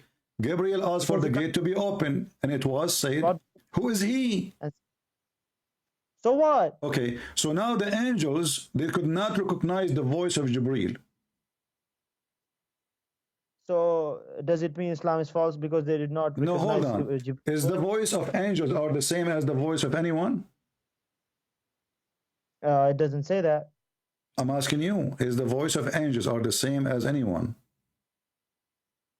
The angels sometimes become human, so it depends. He is a human now? See, you keep hopping. That's the main thing in which you fail, because you keep Googling and you keep, hopping, because whenever you get a new point in Google, you keep hopping there. So hold You on. believe in a Mr. Google, you wanna- Mr. Google, Mr. Google. So the angels, they did not listen, they did not like recognize Jibreel. They asked him who is he. He said, I am Jibreel. What is the proof that he is Jibreel? What do you mean? What's the proof? I can be behind the gate and I can say I am Jibreel. No, you can't go till there. Thank you Don't very speak much. stupidly. You see, you got yourself in trouble. You cannot go there. So what the gate for if nobody can go there anyway? What is the gate for? Because Allah wanted the gate there. Do you want to question God? But you just said, nobody can go there anyway. God wanted gates to be there. Do you want to question This God? is not the question. If nobody can go there anyway, only the angels they can go there. So what this story is about? If nobody can go there anyway, so if somebody want to come, he have to come with the angels, and that by the approval of Allah. So the whole investigation, the whole story is stupid. Now let us continue. So then when Allah Prophet, he went inside, he found Isa and Moses and Adam in the heaven. Is that correct? And even Abraham. Is that correct? He did find them, but that's a different subject. Don't jump there. No, we are continuing to examine the lives of, because you are the one who mentioned the miracle of Muhammad. This is a miracle of Muhammad. So look at this. When he found Abraham, he found Adam, he found Moses. In Islam, Adam and Moses and Abraham, are they dead now or they are alive in heaven? What do you mean? Is Abraham is alive? Is Adam is alive? Is Moses is alive right now? Musa alayhi salam is not alive in this dunya. He's alive Okay. in al-Barzakh. So how? And we don't know how. Okay. So how he saw Abraham and Adam and Moses there? Because you're stupid and you don't know that they're alive in the hereafter and in the Barzakh. They are alive in the hereafter. Is Muhammad is alive in the hereafter now? In the In the Barzakh. Barzakh? Al-Barzakh. So he is not in the grave. Do you know al-Barzakh, firstly? I'm asking you, do you know what is the grave is? Yeah, of course, it's a Okay. shibr. Is Muhammad is in the grave or not? What does it prove? You said Barzakh. You said the Prophet will be in the Barzakh. Is the Barzakh is the same as the grave? Do you mean there is no Barzakh in the grave? Are you saying that the Barzakh is the one under our knees, our feet? I did not say that. Okay, I'm asking you again. So think smart. You said that those are the Prophet are living in the hereafter in the Barzakh. You just said that. Hereafter, Are they in the grave under our feet in the ground, or they are in Barzakh? they are in the grave, and in the grave there is a life called al-Barzakh. If you don't know, for your kind information. Okay, thank you Now very go much. ahead. So your Prophet did not go to heaven, he went to the Barzakh. What do you mean? You just said they are in the Barzakh. Do you mean that? Do you know even the life of Barzakh? Listen, Muhammadan, listen, I ask you, where are they now? You said they are in the Barzakh. Did you say that or I'm lying? You keep talking. You keep talking. Is it true that you say that they are living in the Barzakh right now? Can I speak now? Go ahead. Okay. So there is a life in the grave called al-Barzakh, and we don't know about al-Barzakh. It can be that they are in a different life, maybe in the heavens, maybe. What maybe? Don't tell me the story of maybe. Don't jump. Wait, let There's me no answer. maybe. I want you to confirm to me. Are they in heaven? Don't tell me maybe. You see, you Muslims, you lie to yourself non-stop. because heaven is a place where people who they are resurrected from death already there. Heaven is not the grave. Heaven is not in the earth. Grave is down in the earth. Is the barzakh is in heaven? Can I talk now? Yeah, go ahead. Yeah, I give you the mic to talk. You tell me maybe. I don't want maybe. Is the barzakh? I want to confirm. Where is the barzakh located? Now can I speak now? Wait a minute.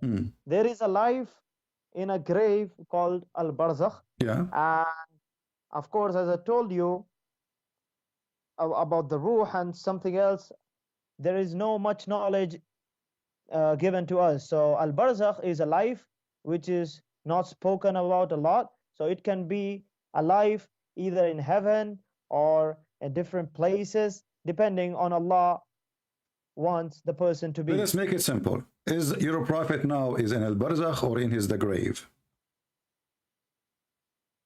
It's a simple answer. So you're asking me, when you make tea, do you require water or milk? Of course, I require two of them. Listen to the question. Where is your prophet now?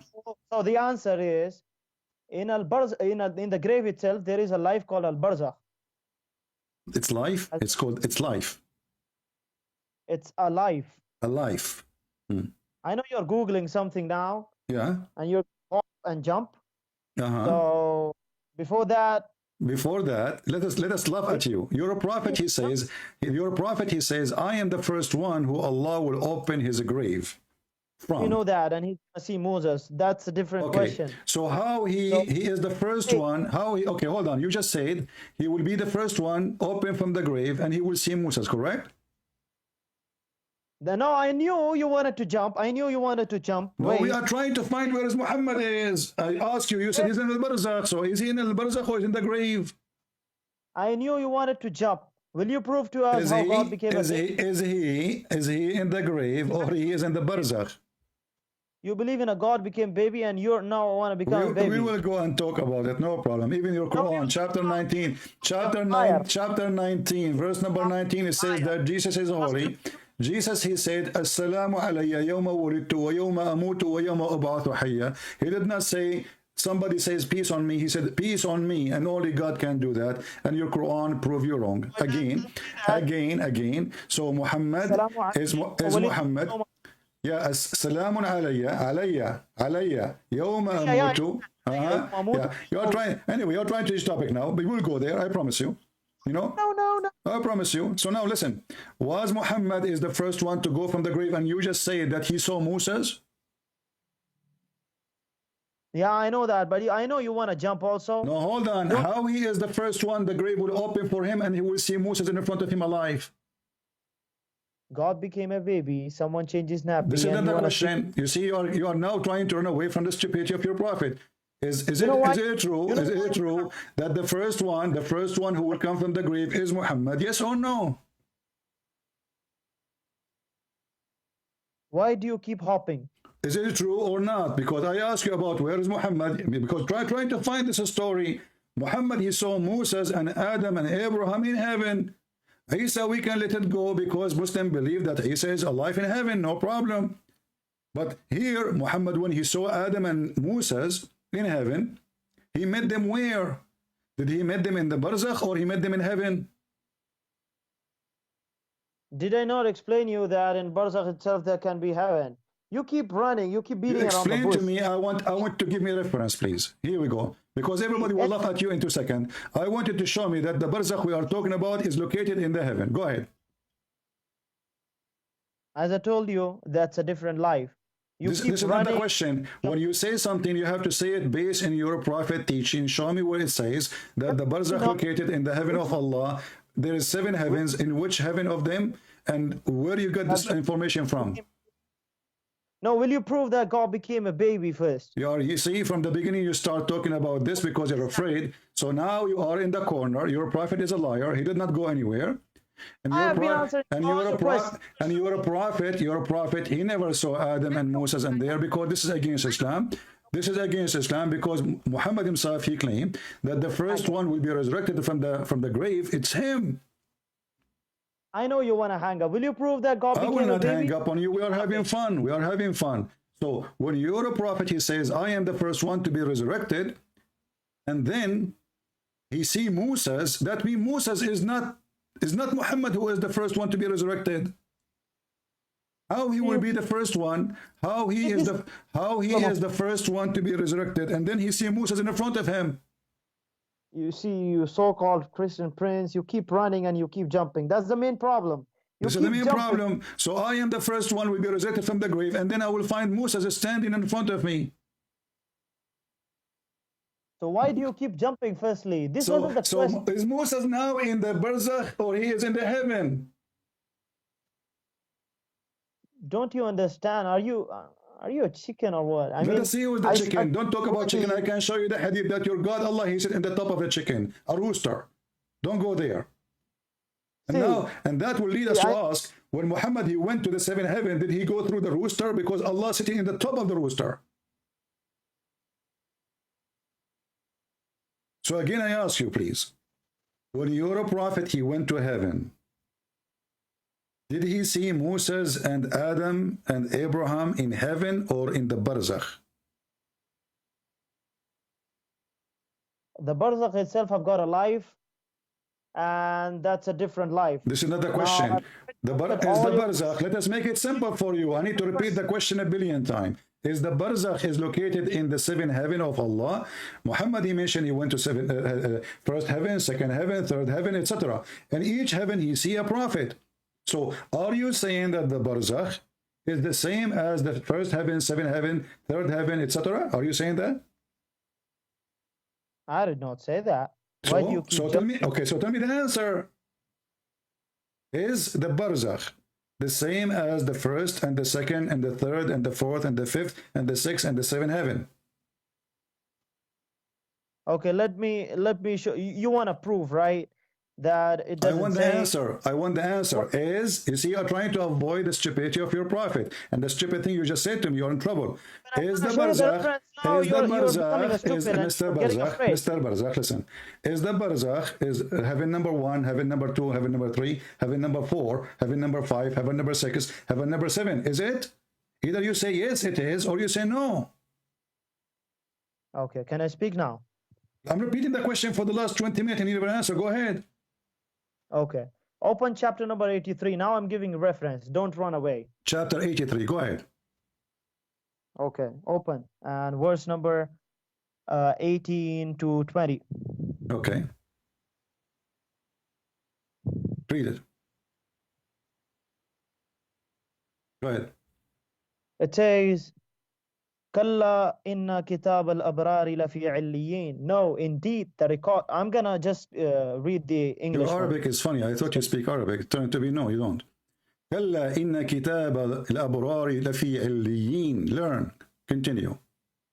You're stupid because I've read the same thing. No, and you're not. You're the one who made the mistake. Now read. Kalla inna kitab al-abrari. Anna kitab. You're shaking your head. You're an Indian. You're no. Go ahead. Read. Okay, so. Okay. No, indeed, the record of the righteous is in Illiyin. And what can make you know what is Illiyun? Okay. What can make you know what is Illiyun? Yeah. It says it is the destination recorded in a register inscribed, which is witnessed by those brought near to Allah. Now, what is near to Allah? What? Tell me. What is near to Allah? Go ahead. The angels. Okay, angels, heaven, whatever. So no, don't tell me whatever. Okay, let us count them. No, let us count them. So angel, heaven, whatever. What is whatever? No, don't tell me whatever. Tell me what is whatever. Angels. Now we know. We heard from you. Angels, and you said heaven. And don't tell me whatever. If there's more, tell me the names. So let me tell you. The verse says, and what can they make you know what is Illiyun? It is the destination recorded in a register inscribed, which is witnessed by those brought near to Allah. So it is witnessed, but it doesn't say what is it. So it can be anything.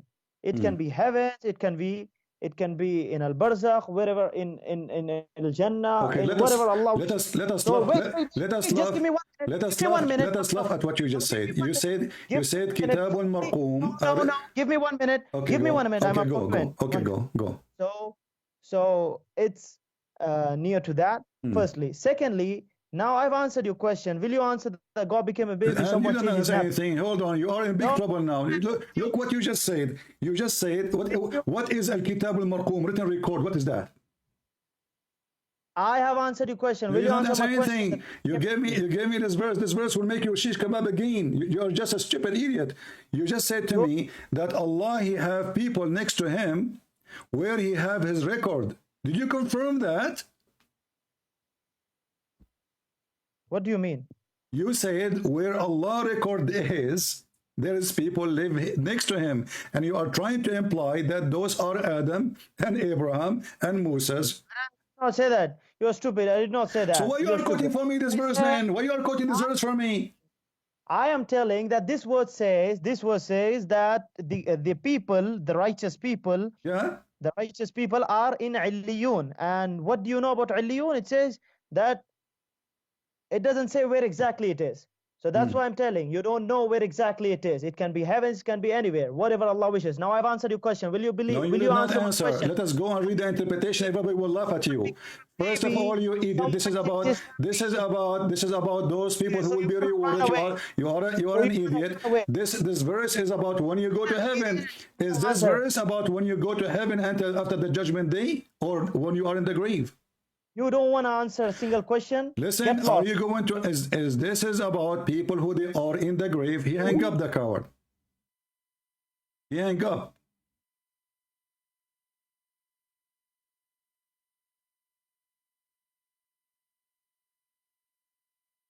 What does this have to do with our topic anyway? And now you got your God in more poo-poo. Because if you are saying that the angel, the prophet, you see, when I said to him, are you implying that those are the prophet, they are in heaven now? He said, I did not say that. So why you are quoting for this? You know, we are talking about where Adam and where is Abraham and where is Moses now? And then you went to Google and you search and you found that the Quran says that those who they have their righteousness, they are in Illiyun. And what Illiyun mean, you idiot?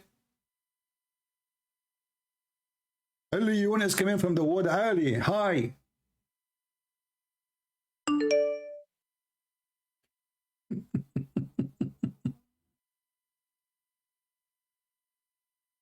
But this is for all the righteousness, and this is a promise after the judgment day.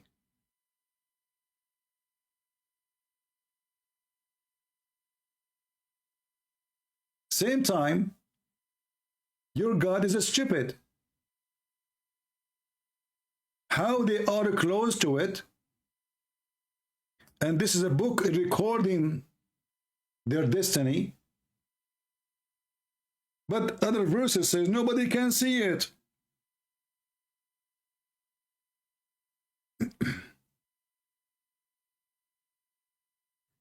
And this is a promise about the judgment day. If we go right now to Ibn Kathir, he will get you busted and he will make everybody laugh at you. Call me back so we can laugh. Chapter 83, verse number 18. Let us laugh.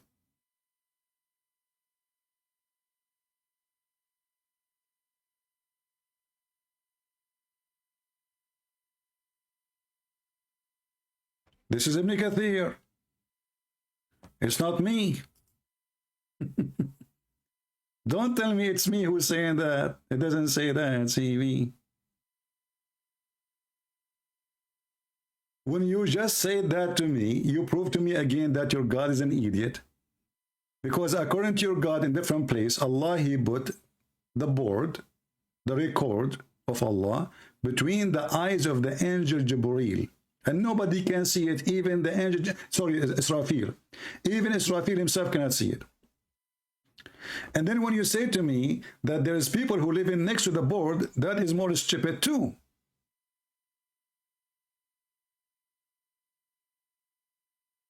Especially when you are trying to confirm to me that the righteous people, they live there, as if they are already there, when the Quran confirmed clearly that there is a day, it's called the Day of Judgment. And after resurrection, people will be judged.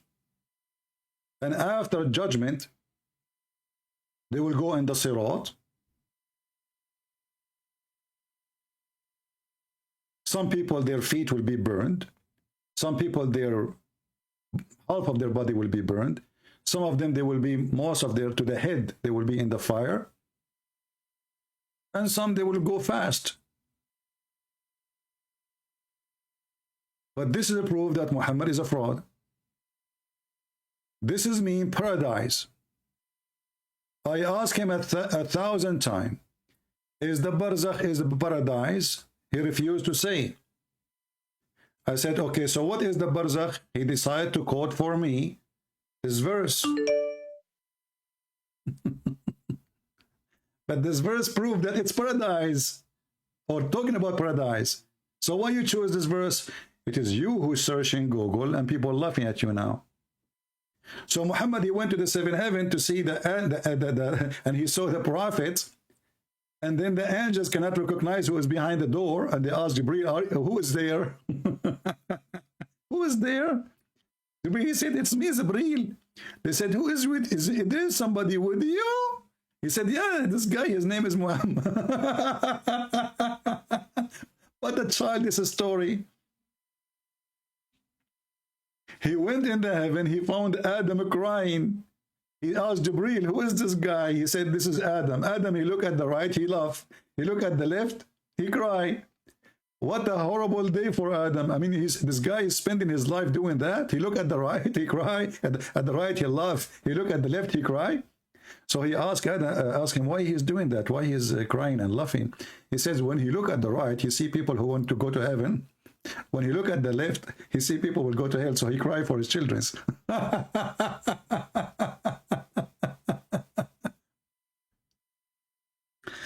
Let us try to call him again, so we can laugh. And he hang up.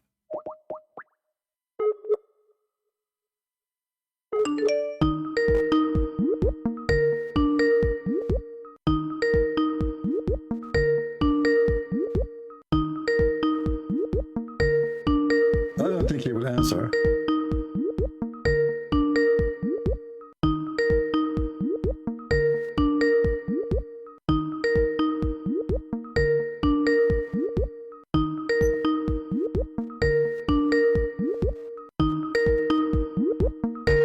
He won't answer, coward. Look, guys, I asked him, who is the one who the are close? He said, angels, heaven, etc. Whatever. I said, no, tell me what whatever is. Does it say here the angels?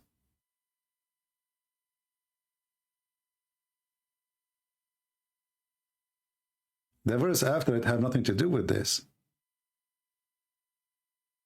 This is typical Quran, my friend. So Muhammad, he have a lot of miracles. And we find the second we start studying those miracles, we will find that they are shish kebab miracle. First of all, nobody saw him as usual. Yesterday, I have a big miracle. I went to the bathroom and I stayed there for an hour. Nobody saw me. Thank God. I mean, sorry, thank Allah. You don't want to see that. A miracle. A miracle or a poo-poo.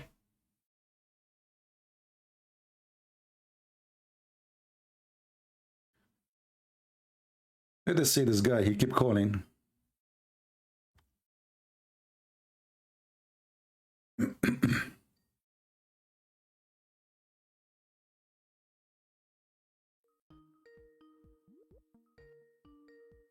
He's not answering. Well, I guess he don't want to talk. He said in the chat, Orthodox Jews, they say that Allah is the same God of the Christians and the Jews. My friend, we can refute you and refute the stupid Jew who said that to you if he is a Jew really. The Quran make it clear that the Jews, they make fun of Allah. If the Jews, they believe in Allah, then they will not make fun of Allah. The same as I'm doing right now. If I believe in Allah, I will never make fun of Allah. So the Jews, they said, Yadullahi maghlula. Who said that? the Jews. Which chapter? Chapter 5, verse number 64. Have you ever heard of somebody, he make fun of God and he believe in him? I never heard of such a one. So look what happened. We asked them how Muhammad is a prophet. He says that Muhammad had miracles. Like what? He says the moon. He split the moon. I said, where it says he split the moon, or even Allah split the moon? Nowhere. Secondly, does it say that the judgment day is near? He ran away. He says, doesn't mean that the judgment day is going to be tomorrow. No problem, but this is 1400 years after. Is it that is a sign of the judgment day? Is it? And then he went to the miracle that Muhammad, he went to the, when we mentioned to him that in chapter 17, it says Allah, he refrained from sending miracles. And this is a chapter sent way after all those chapters. Allah refrained. Actually, the verses where it says Allah refrained from sending miracle are proven again that Muhammad is stupid. Why? Isn't it the Muslim says that the Quran itself is a miracle? And this is why this potato, he hang up. When Allah, he says, we refrain from sending miracle, and supposedly the Quran is a miracle, that means Allah is stupid and he do not consider the Quran a miracle.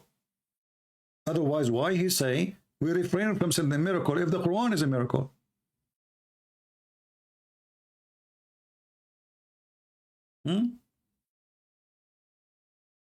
A Muhammadan saying, remember the 100 lie of CP? My friend, if I have 100 lie and none of you dare to call me and get me busted with one of them, that means you are the potato. Imagine there is a guy, he have 100 lie, but none of those potatoes, children of Muta, dare to call me and show me one of them. Do you see how strong the accusation is? As long as you have 100 lie, will call me. Show me. Let everybody see. What are you worried from? Coward.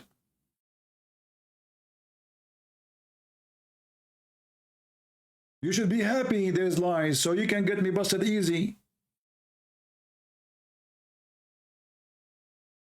So what do? You speak to yourself? Here we go. I have my Skype open. Where is your shake? Where is your potatoes? Where is potato dawah?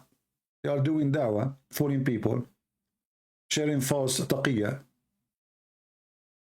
Anyone who have lies, this is the easiest way actually. If a person isn't honest, it's hard to get him busted, brother.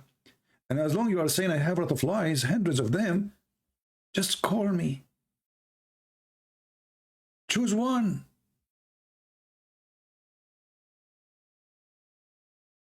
Can't you? The perfect dawah wanted to call me. No problem, my friend. My Skype is open. Let him text me.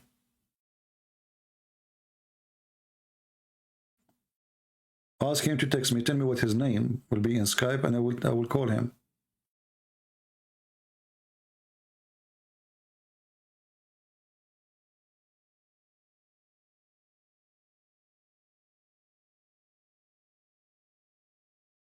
My friend, we got it. There's a guy, he wanna call me. Let him call me. What will do?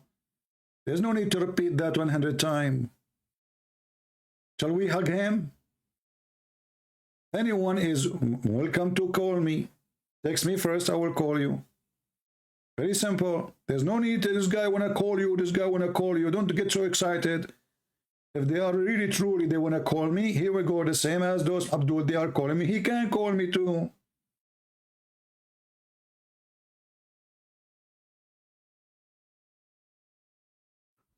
So when we ask him about Muhammad, he have 3 eyes. He says, it doesn't say he have 3 eyes, but he can see his back. How he can see his back without an eye? And he said, this is only when he's praying. Is that why Muhammad was able to see the shaitan taking hair from his ass? Because he can see in his back?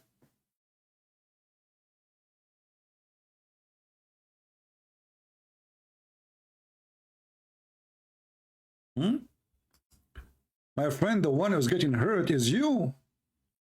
Because if there's 100 lie and still you Muslims cannot dare to call me, that's mean you are hurt and you need a lot of Vaseline. No Vaseline can help you. You can make videos as much as you want, but you don't dare. Those debate, people will download them, people will save them. I challenge you, all of you Muslims, to download the video. See, equal opportunity between me and your brother in Islam.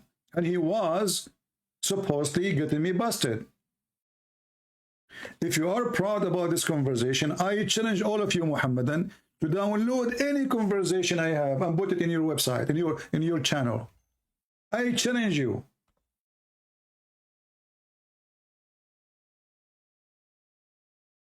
Who is the liar?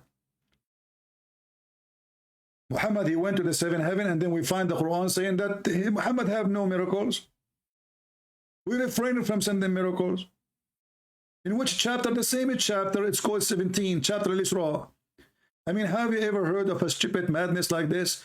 This is the chapter when Muhammad supposedly went to heaven. The same chapter says Muhammad has zero miracle.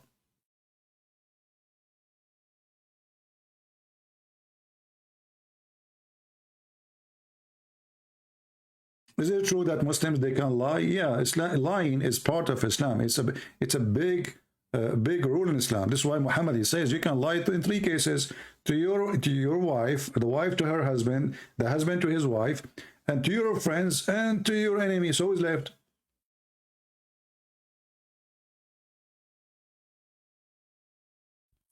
This is alone is a contradiction. The chapter of Muhammad being taken to heaven is the same chapter saying that Muhammad did not go to heaven.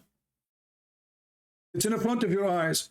Allah, he refrained from giving miracle. What the answer is? He said, well, miracles you do to show people, not true. As an example, Jesus, he was born of a virgin in Islam. Anybody saw that? I mean, do you see how they try to deceive you with the stupid answers? Miracle is a miracle, regardless if people see it or not. If Jesus is a son of Mary and she is virgin, nobody saw. This is a miracle. Nobody can prove or disapprove. But yet you Muslims, you believe in it, right? So it's a miracle. So when the Quran says that Allah, he sent Muhammad to heaven, in the same chapter he says we refrain from doing miracles. How stupid is that? Do we have any Muhammadan here? Who is a brave Muhammadan, have the courage and the knowledge? Your friend, he hung up Dawood Ali and he left.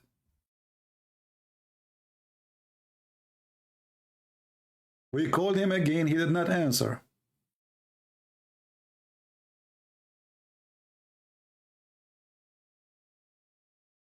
No happy ending for Abdul.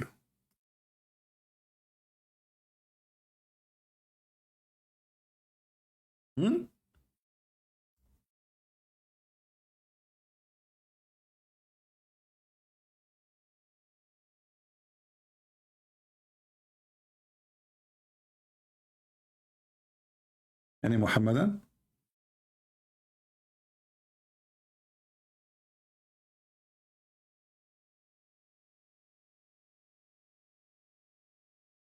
Somebody send me what definition of one eye in the back. My friend, what definition of one eye in the back? This is not a figure of speech. This guy, he claimed he can see them behind him. This is, we're not talking about figure of speech now. Don't give me your definition. This is not a figure of speech. Like somebody have, let us say, oh, he see things we did not notice. This is not about figure of speech. This is something really happened. Muhammad, he claimed that he can see in his back. So look what we discover. Muhammad, he never go to heaven. Not only that, when Muhammad, he went to heaven,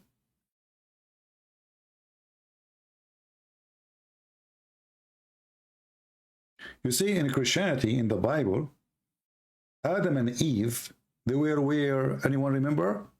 What paradise mean for them? It's in the earth. It's not in the sky. Correct? So when Muhammad, he claimed that heaven is in the sky, and he went there, and then we find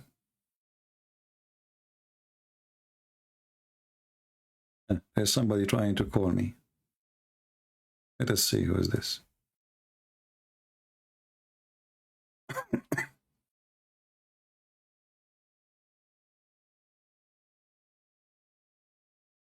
Call declined. So why you are trying to call me?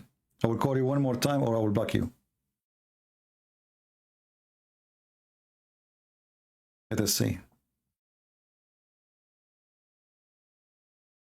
Hello? Yes, I hear you. Go ahead. Are you a Muslim? Yes. Your voice is very low. I cannot hear you. Can you hear me now? Okay, go ahead. What do you want to say to us? So I saw the title of your live Okay. is Why Allah Has 3 Eyes. Not Allah. We are talking about Muhammad. Okay. Where did you get that from? Oh, this is from the Hadith. Muhammad, he says he can see his back. Which one? It's in front of you on the screen. And this is mentioned in Sahih Muslim too. Okay, and why is this a problem? That means Muhammad is not a human like us. He have 3 eyes, or maybe 4, maybe 6, maybe 7. Is he? Okay, and how is this disapproving Islam?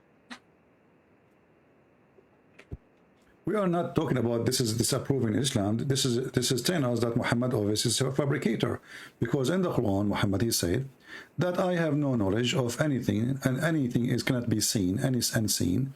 I cannot tell you that I know the treasure of Allah, and I am not an angel. So if he is like us, then how come he can see in his back?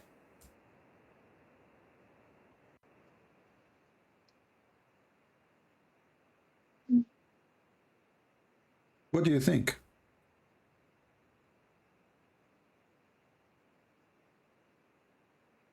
Yeah, that's a good point. I don't know. Chapter 6, verse number 50 says, Allah said to Muhammad, tell them, I do not tell you with me the treasure of Allah, nor that I know the unseen. Well, unseen for us is anything we cannot see. Do we agree? Yes. Okay. If you are in my back, at least for me at that moment, you are unseen. Okay. Okay. So how Muhammad, he claimed that he, in one chapter in the Quran, Allah saying to him, you are a normal person like everybody. I cannot tell you that I'm special. I cannot tell you I'm an angel. I cannot tell you that I know the unseen. I cannot tell you that I know anything. The only thing I know is that I is revealed to me by revelation or inspiration. And here there is a mistake in here. Did Muhammad receive inspiration, or he received revelation as a message by somebody? He received revelation. Revelation, which is message, right? A message from Jibreel, correct? Right. And Jibreel, he spoke to him by voice. Do you agree? Yes. So how Muhammad using the word inspiration? Well, maybe the translation is not the best. No, my friend, I speak Arabic. I don't know if you speak Arabic. It says here, إِلَّا مَا يُوحَى إِلَيْهِ. Yuha, coming from the word wahi, which means inspiration. Inspiration is somebody in my mind, inspire me. If somebody come to my door and knock at my door and he gave me a delivery, that is not inspiration. Do we agree? Yes. Okay. So Muhammad here again, he is contradicting himself, because either he inspired or he received revelation from his God through delivery. Both, it doesn't work.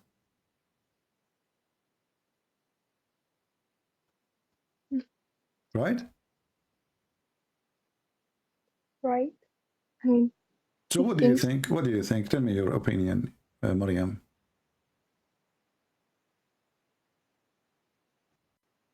Do this religion make sense to you as a Muslim lady? I am amazed to say that, but it does not. It doesn't. That's Yeah. wonderful. So why you are a Muslim? Why you don't leave Islam? As long as you notice that this is really silly.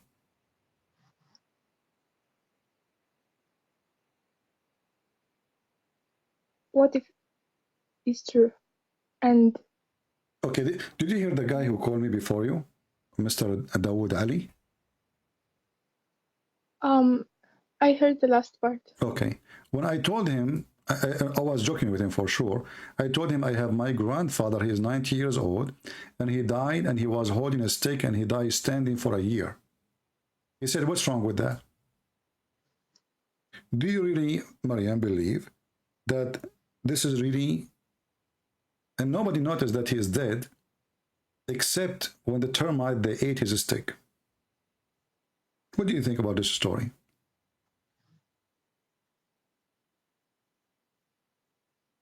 I don't know.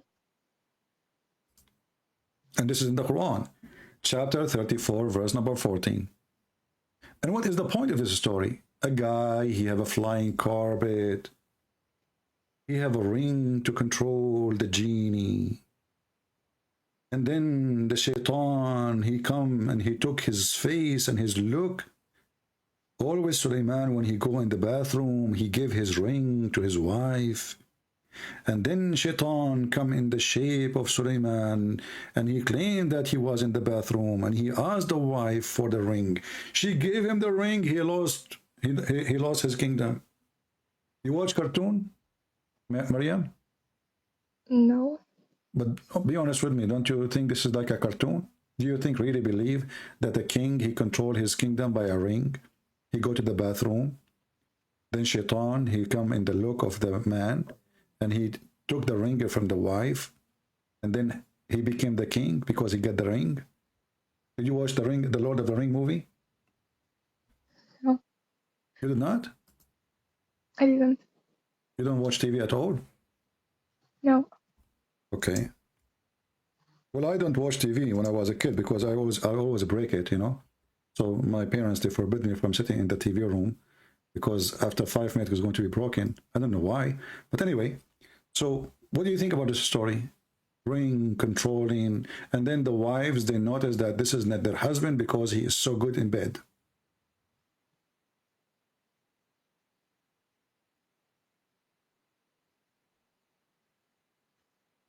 What do you think, Mariam?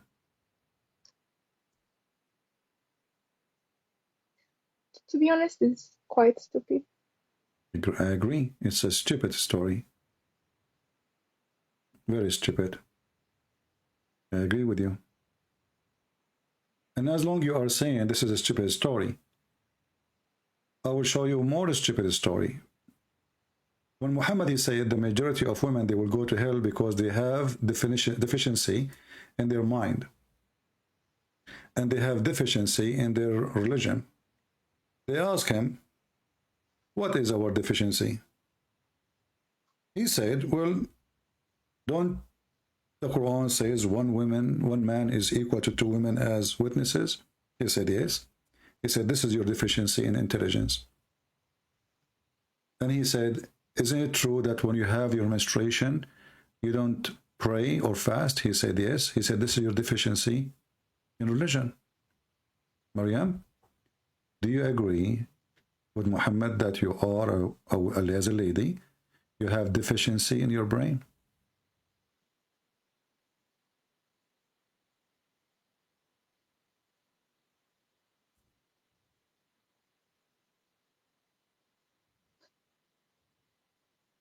I do not.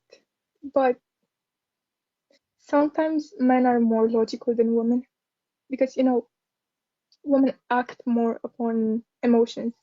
But men can get with emotion. If you make one woman wearing short skirt walk in the front of 10 men, not only half a brain will go, the whole brain will disappear. So this is not an excuse about emotion. Men can be infected and do stupid things when he get tempted, as an example. So where is the wisdom of the man? Where is the wise man? He got tempted, and he do the wrong thing. So if women, they have emotion, who said that men have no emotion? Secondly, if the women, she have deficiency because she is not allowed to witness in the court, is that her fault? Islam forbid her from witnessing. In fact, if we take a woman and a man to a wedding party, as an example, you go with your husband, and then you come back from the wedding party, And then we ask Maryam to tell us the details, and we ask your husband to tell us what happened. Who is the one you think Maryam will tell better details? The husband or you? Me. Why? Because you are a female, correct? Yes. So he's wrong. Women, they remember things. Men, they don't even remember what they ate for lunch. So when the Quran says women, they cannot equal to be to the man to witness. Why? Because if one of them forgot, the other one will remind her. But the man is the one who forgot. Women, they will remember what women they were wearing, what the bride was wearing, what her maid was wearing, what etc. What the room was. Everybody they remember the clothing, even the perfume, even the food. They remember everything. The man, he remember nothing.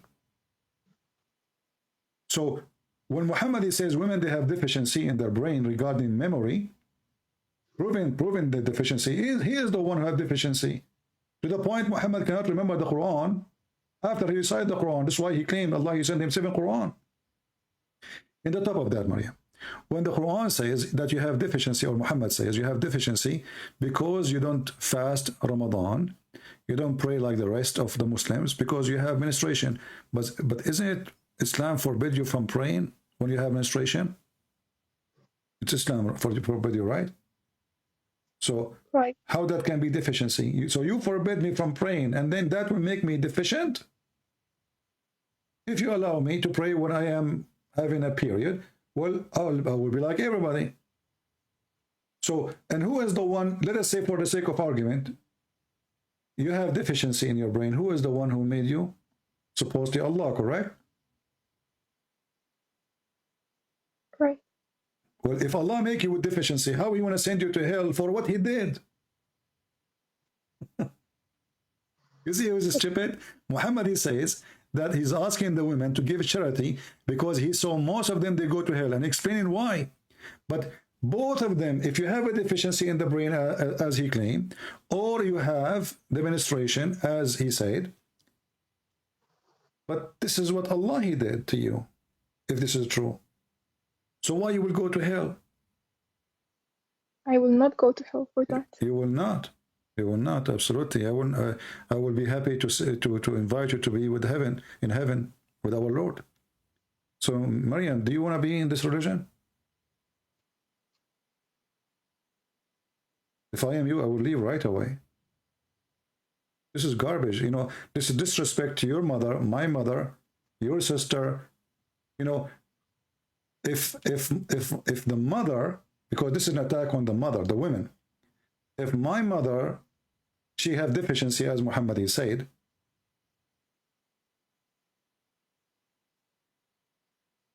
and he is saying that all the mothers will go to hell. There's a hadith says, Muhammad says, that heaven is under the feet of the mothers. Why? Because he wants them to have babies.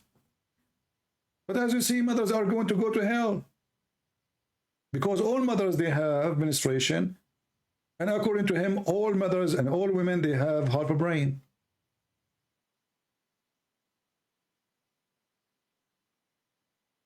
So why, Maryam, why you don't denounce Muhammad and say, I am out of Islam, my sister?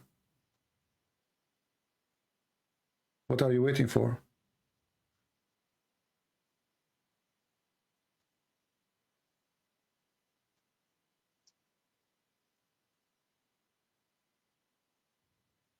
I am out of Islam. Hallelujah. We are happy for you, Maryam. You are out of Islam and now you are free. But let us make you more free. Let us make you fly with the angels. What do you know about Christ, Maryam? As long as you decide to leave Islam, now I have a duty to introduce you to my Lord, to my Savior. And I am hoping that you will accept him so you can be saved. What do you think about Christ? I think he was a prophet of God. Okay, he is a prophet of God. But don't you think that prophet of God, he commits sin?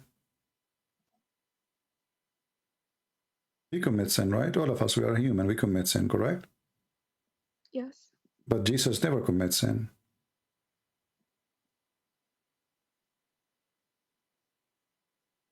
If somebody He never commits sin, and he forgives sin. What that will make him?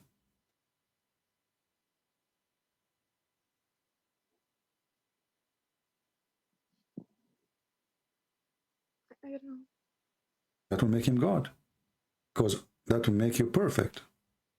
Perfection is a miracle, and Jesus is a miracle. When Jesus is born, his birth was a miracle, correct? Right.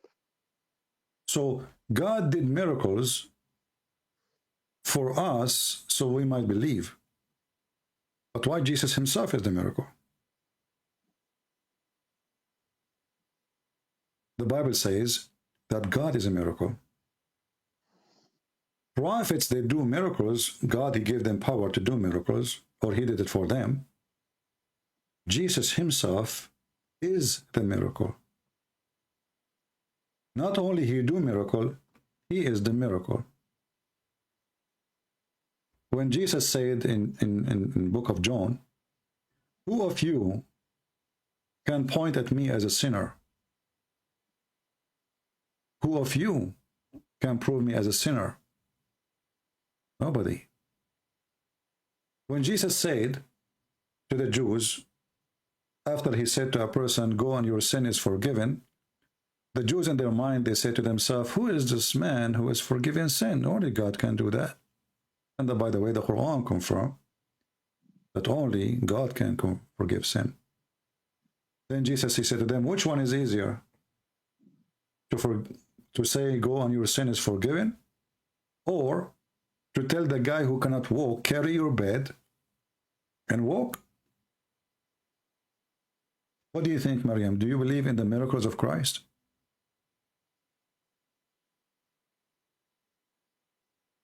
Well, to be Christian, I have to believe that Jesus is God, right? Yes. How can a human be God? Well, how come God not to be what he wants? You see, when we say Almighty, what do you think of the word Almighty? What Almighty mean? That he can do anything. Exactly. So if the angel, according to the Quran, came to Mary and appeared to her as a perfect man, correct? Yeah. Okay. If an angel can come and be a man just because he wished so, can God come and be a man?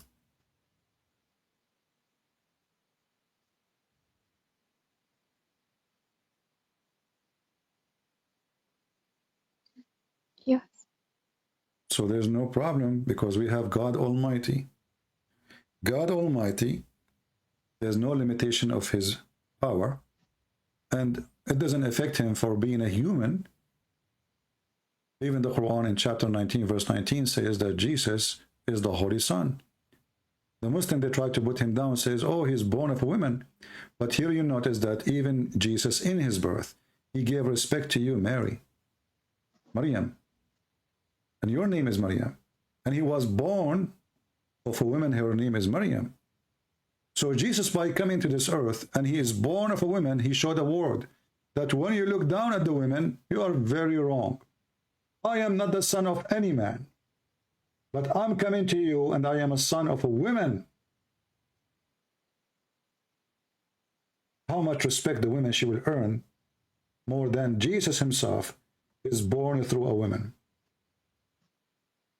So, born of a virgin, the virginity here is to show you that God not only can come as a man, but he can come as a man without sexual relationship, the way you know always, for he is almighty.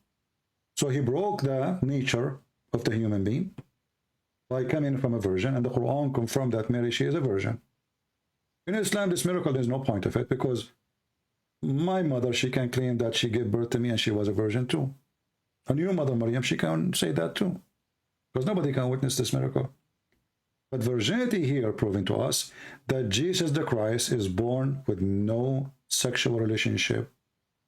He is above all mankind. This is why Jesus said, I am from above, you are from below. When he said, I am from above, He is not showing off that he like, okay, I am high, you are down. No. As you know that Jesus, he washed the feet of his disciple. When he said, I am from above, he is showing us who is he. And the funny, the Muslim, they say to us, where Jesus says, I am God, worship me. Well, all the Bible says so. So if you go to John chapter 8, Jesus said, you are from below. You are from beneath. I am from above. Jesus was confirming who is he and what he presents. So when we believe, Maryam, in Jesus as God, we are believing in Almighty who can do everything. When Jesus here resurrected the person from death, the Quran says even he made it from the mother bird. So he's a creator. So what is left for Jesus not to do? He can resurrect you from death. He can create you from the mud. He created eyes to the blind man who cannot see.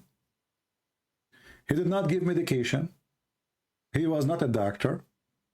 He is not a physician. And he is not an engineer. When he controlled the nature, when he controlled the storms, when he feed the thousands, even the chapter in the Quran, there's a chapter, it's called Chapter of Al-Ma'idah, the table. This is about Jesus, feeding thousands of people. So did we ask ourselves, why all those miracles, amazing, powerful miracles about Jesus? He can tell you even what you hide in your houses. What is missing for you, Maryam, to believe that Jesus is God? Is there anything missing?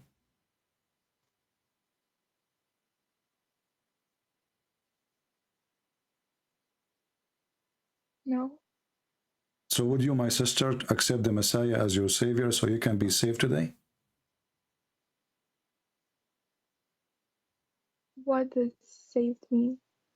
That means I will go to heaven? You see, the second you accept the Messiah, you will be considered as a child of God. Child of God doesn't mean that God did marry my mother and we are, he gave birth to us. No.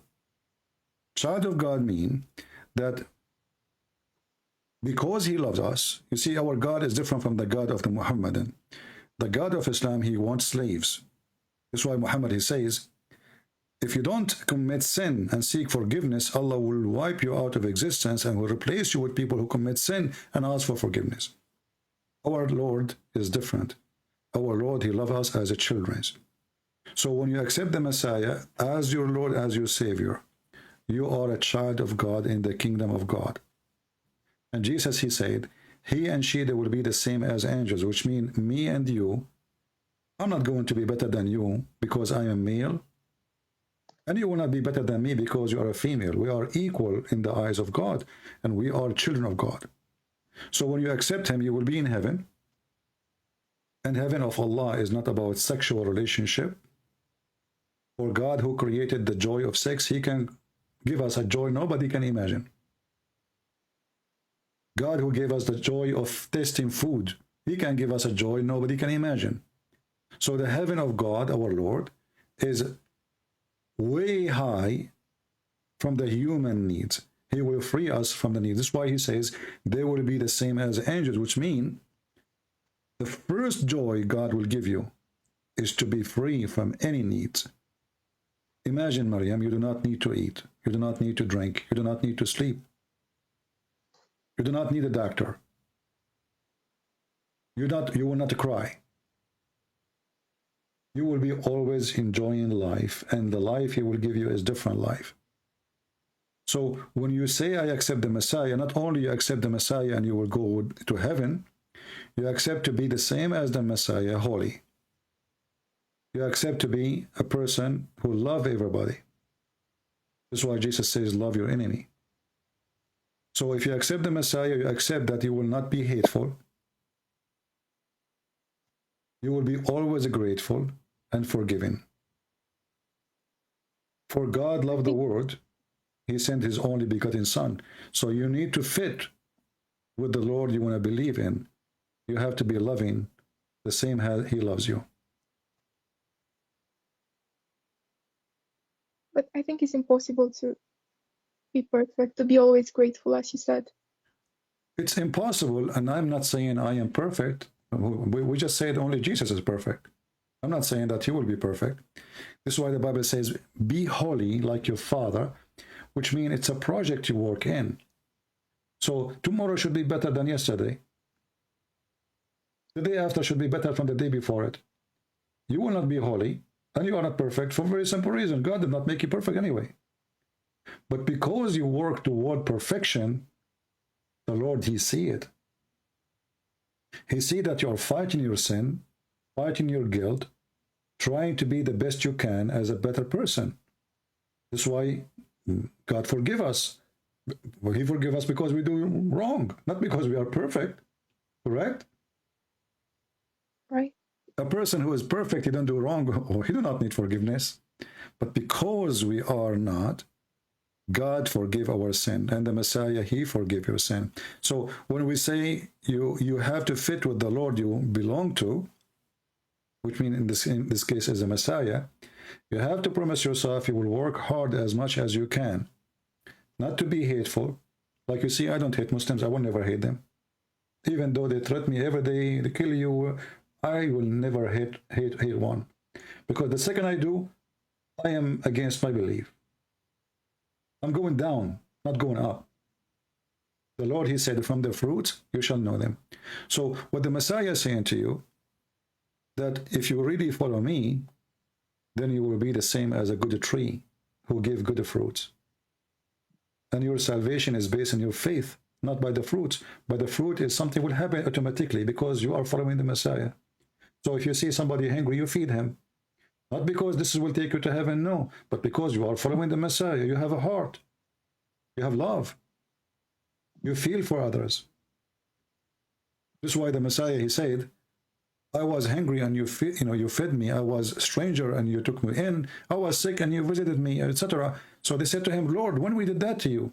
He said, when you do it to my brothers, you did to me. So with the Messiah, Maryam, you are a new person. Your heart is different. And not only that, when you get married, the man, he should love you the same as a Christ, he loved the church. So the Messiah is the only one who made the women, not only is born from a woman, he made the women equal to the church. The Messiah, he gave himself to the church, and he ordered us to give yourself to your wife. What does that mean? You are there to have a duty, not to take advantage. Not like the Quran says, beat them until they obey you. Women in Christianity, she obey her husband because she love him, and he will not force her to obey except by base of love. Because she love me, she obey me. And because I love her, I give myself to her. Not because I have muscles and she don't. Not because I spend money on her, as the Quran says, and she don't spend money on me. So with the Messiah, Maryam, you are safe from all the hell of Islam. First, you are going to be with the Lord in his heaven. Secondly, your life will change. Your value is back to normal. You are equal to everybody. Nobody will look down at you as a woman. You are the child of God.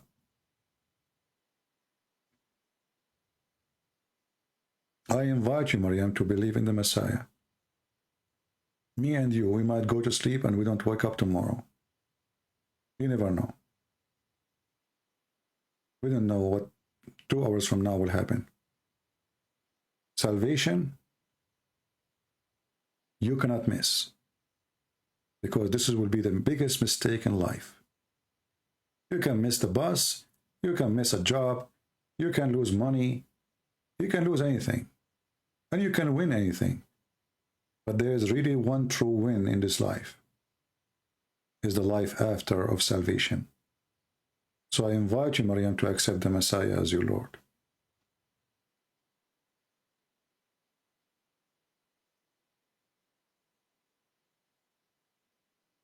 I accept the Messiah as my Lord. I mean to that.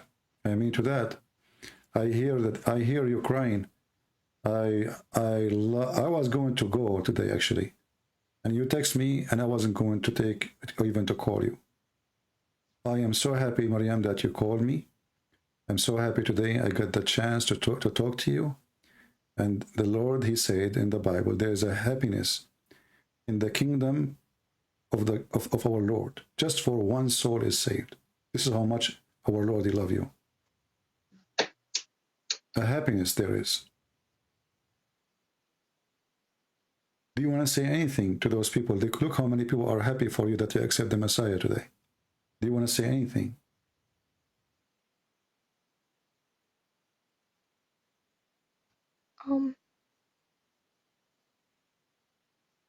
Thank you for sharing with me this truth about who God is. That's all I want to say. My sister, there's no thanks to me, thanks to the Lord, that he brought the child of God like you, a good-hearted person, back home. You are just back home today. And don't thank the man, thank the Lord. It is the Lord today who helped you to be here, who helped you to see, and it is him and only him who can save you. I'm nobody. We are happy for you, Maryam. If you have any question about the Bible or anything, I will be happy to answer you. I want you, maybe in private, you can tell me if there's some churches close to you, if you like to share where you live, so maybe I can find somebody to help you. However, you can download the Bible from the internet. And you can start reading the Bible, start from John, the Gospel of John.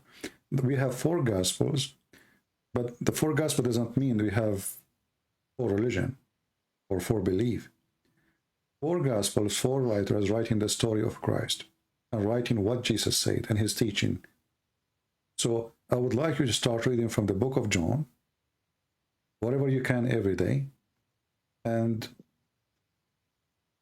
if you can go to a church close to you and ask them to help you to understand more the Bible and tell them about what happened to you, I'm sure they will be so glad and so happy to help you. Well, yes, there are many Orthodox churches here Wonderful. where I live. Orthodox churches are very, very, very, very good. You can tell me, and maybe I can find someone to contact you if you like, you know. But you can go to any church and tell them I want to learn, you know, and I accept the Messiah, because you need to get baptized. And don't worry about the baptized. It's not like you are doing a surgery. You know, it's very simple thing to happen. It's just you will be reborn again with the Christ, because today you believe in him, and the Holy Spirit will be always with you when you get baptized.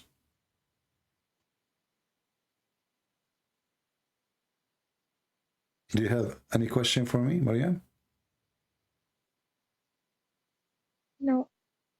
Well, I have you in Skype. If you have anything, please let me know, and I will be happy to help. All right? Sure. Yes.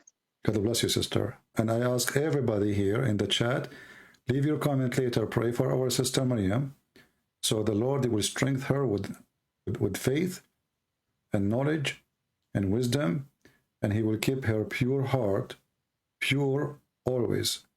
Always maintain your pure heart. And what brought you today to Christ is your pure heart. Remember, we are sinners, yes, but there is the decency in our heart is showing us where to go. And she just followed today her heart, and she accepted the Messiah. We are happy for you, Maryam. If you have any question for me, go ahead before you go. Thank you, but I can't think of any question right now. All right. If I have a question, I will text you. Sure. All right, sister. Take care, and happy for you. God bless you. Thank you. Take care. God is good. God is good.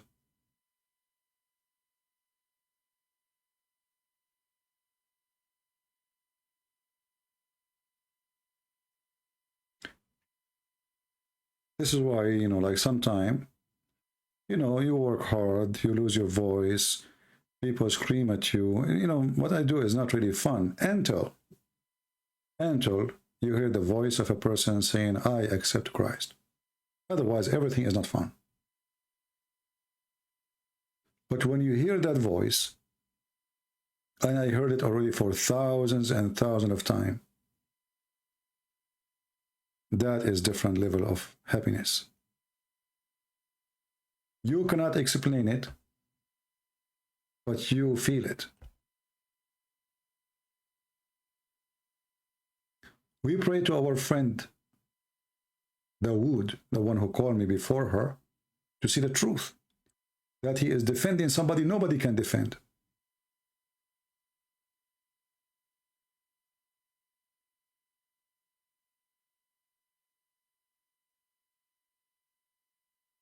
Muhammad, he failed in everything.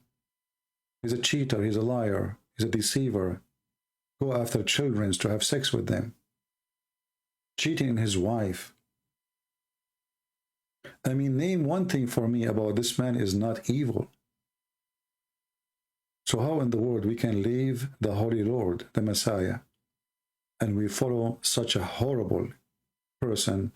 He changed his name to the praised one. Isn't it obvious that he is Satan? If you are a Muhammadan and you think you are following God, why even Muhammad, his name is Muhammad? Muhammad means the praised one. So if he is the praised one, who is praised number two? This man, he is trying to replace God.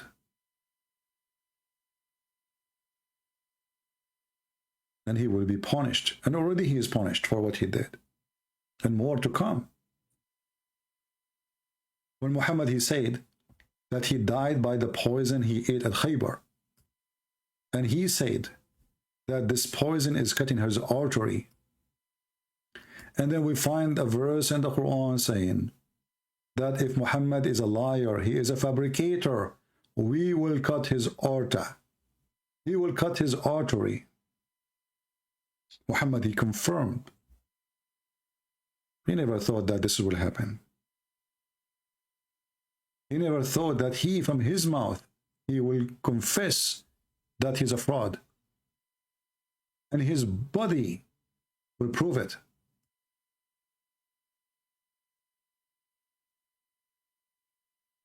If Muhammad is lying, I'm going to cut his artery. And Muhammad, exactly, this is how he died.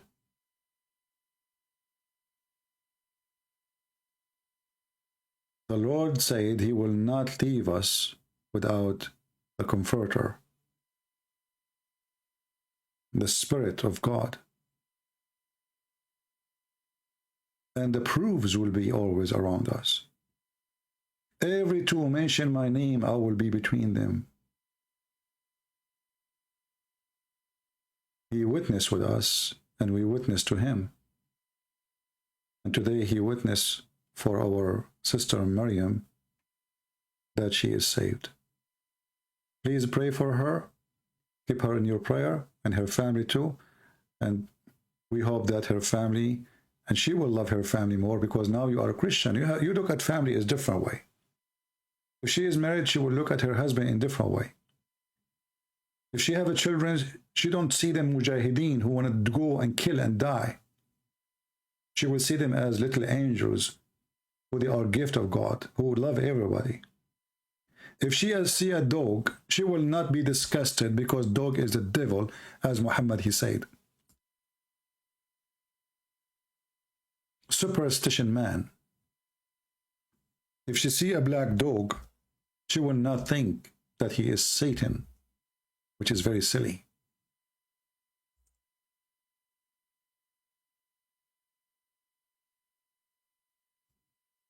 This person, obviously, he's been hated by dogs because they can sense his wrong energy, his evil energy. Dogs, they have a very special way of sensing bad energy. And that's why they might attack you, even if you don't know why. Because they felt something wrong in your energy. Maybe in your head, you hate them, you saw them, and you are, you know, they can feel it.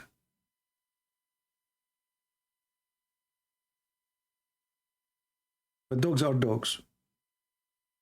And actually, one of the gifts God he gave us is those animals around us who deserve us.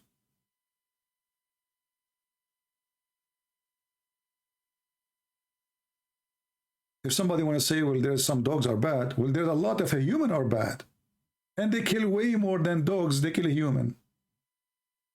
You might hear once a year, a dog killed a man. But you hear every day a man killing a man.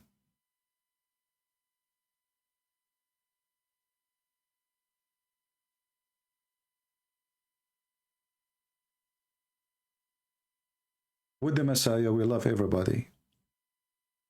And we are not going to be superstitious, and we are going to be stupid. I want to say thank you guys for being here. I hope today we have a good time together. Don't forget to put some comment in the comment section. Most of you, you don't care, sadly. You watch as if you saw nothing. You hear as if you heard nothing. If you are such a person who hear nothing, see nothing, no matter what you hear, well, I feel sorry for you. You are living like a concrete. Nothing move you. Nothing touch you. And then you need to ask yourself, are you really alive? Or you are just a dead person, eat and drink, waiting for the time to come, to go. Thank you very much for being here. May the Lord bless you all. And until we see you soon again, Christ is Lord, and Maryam is saved today. Happiness in the kingdom of our Father is happening now for her salvation. God bless, and see you soon again. Take care.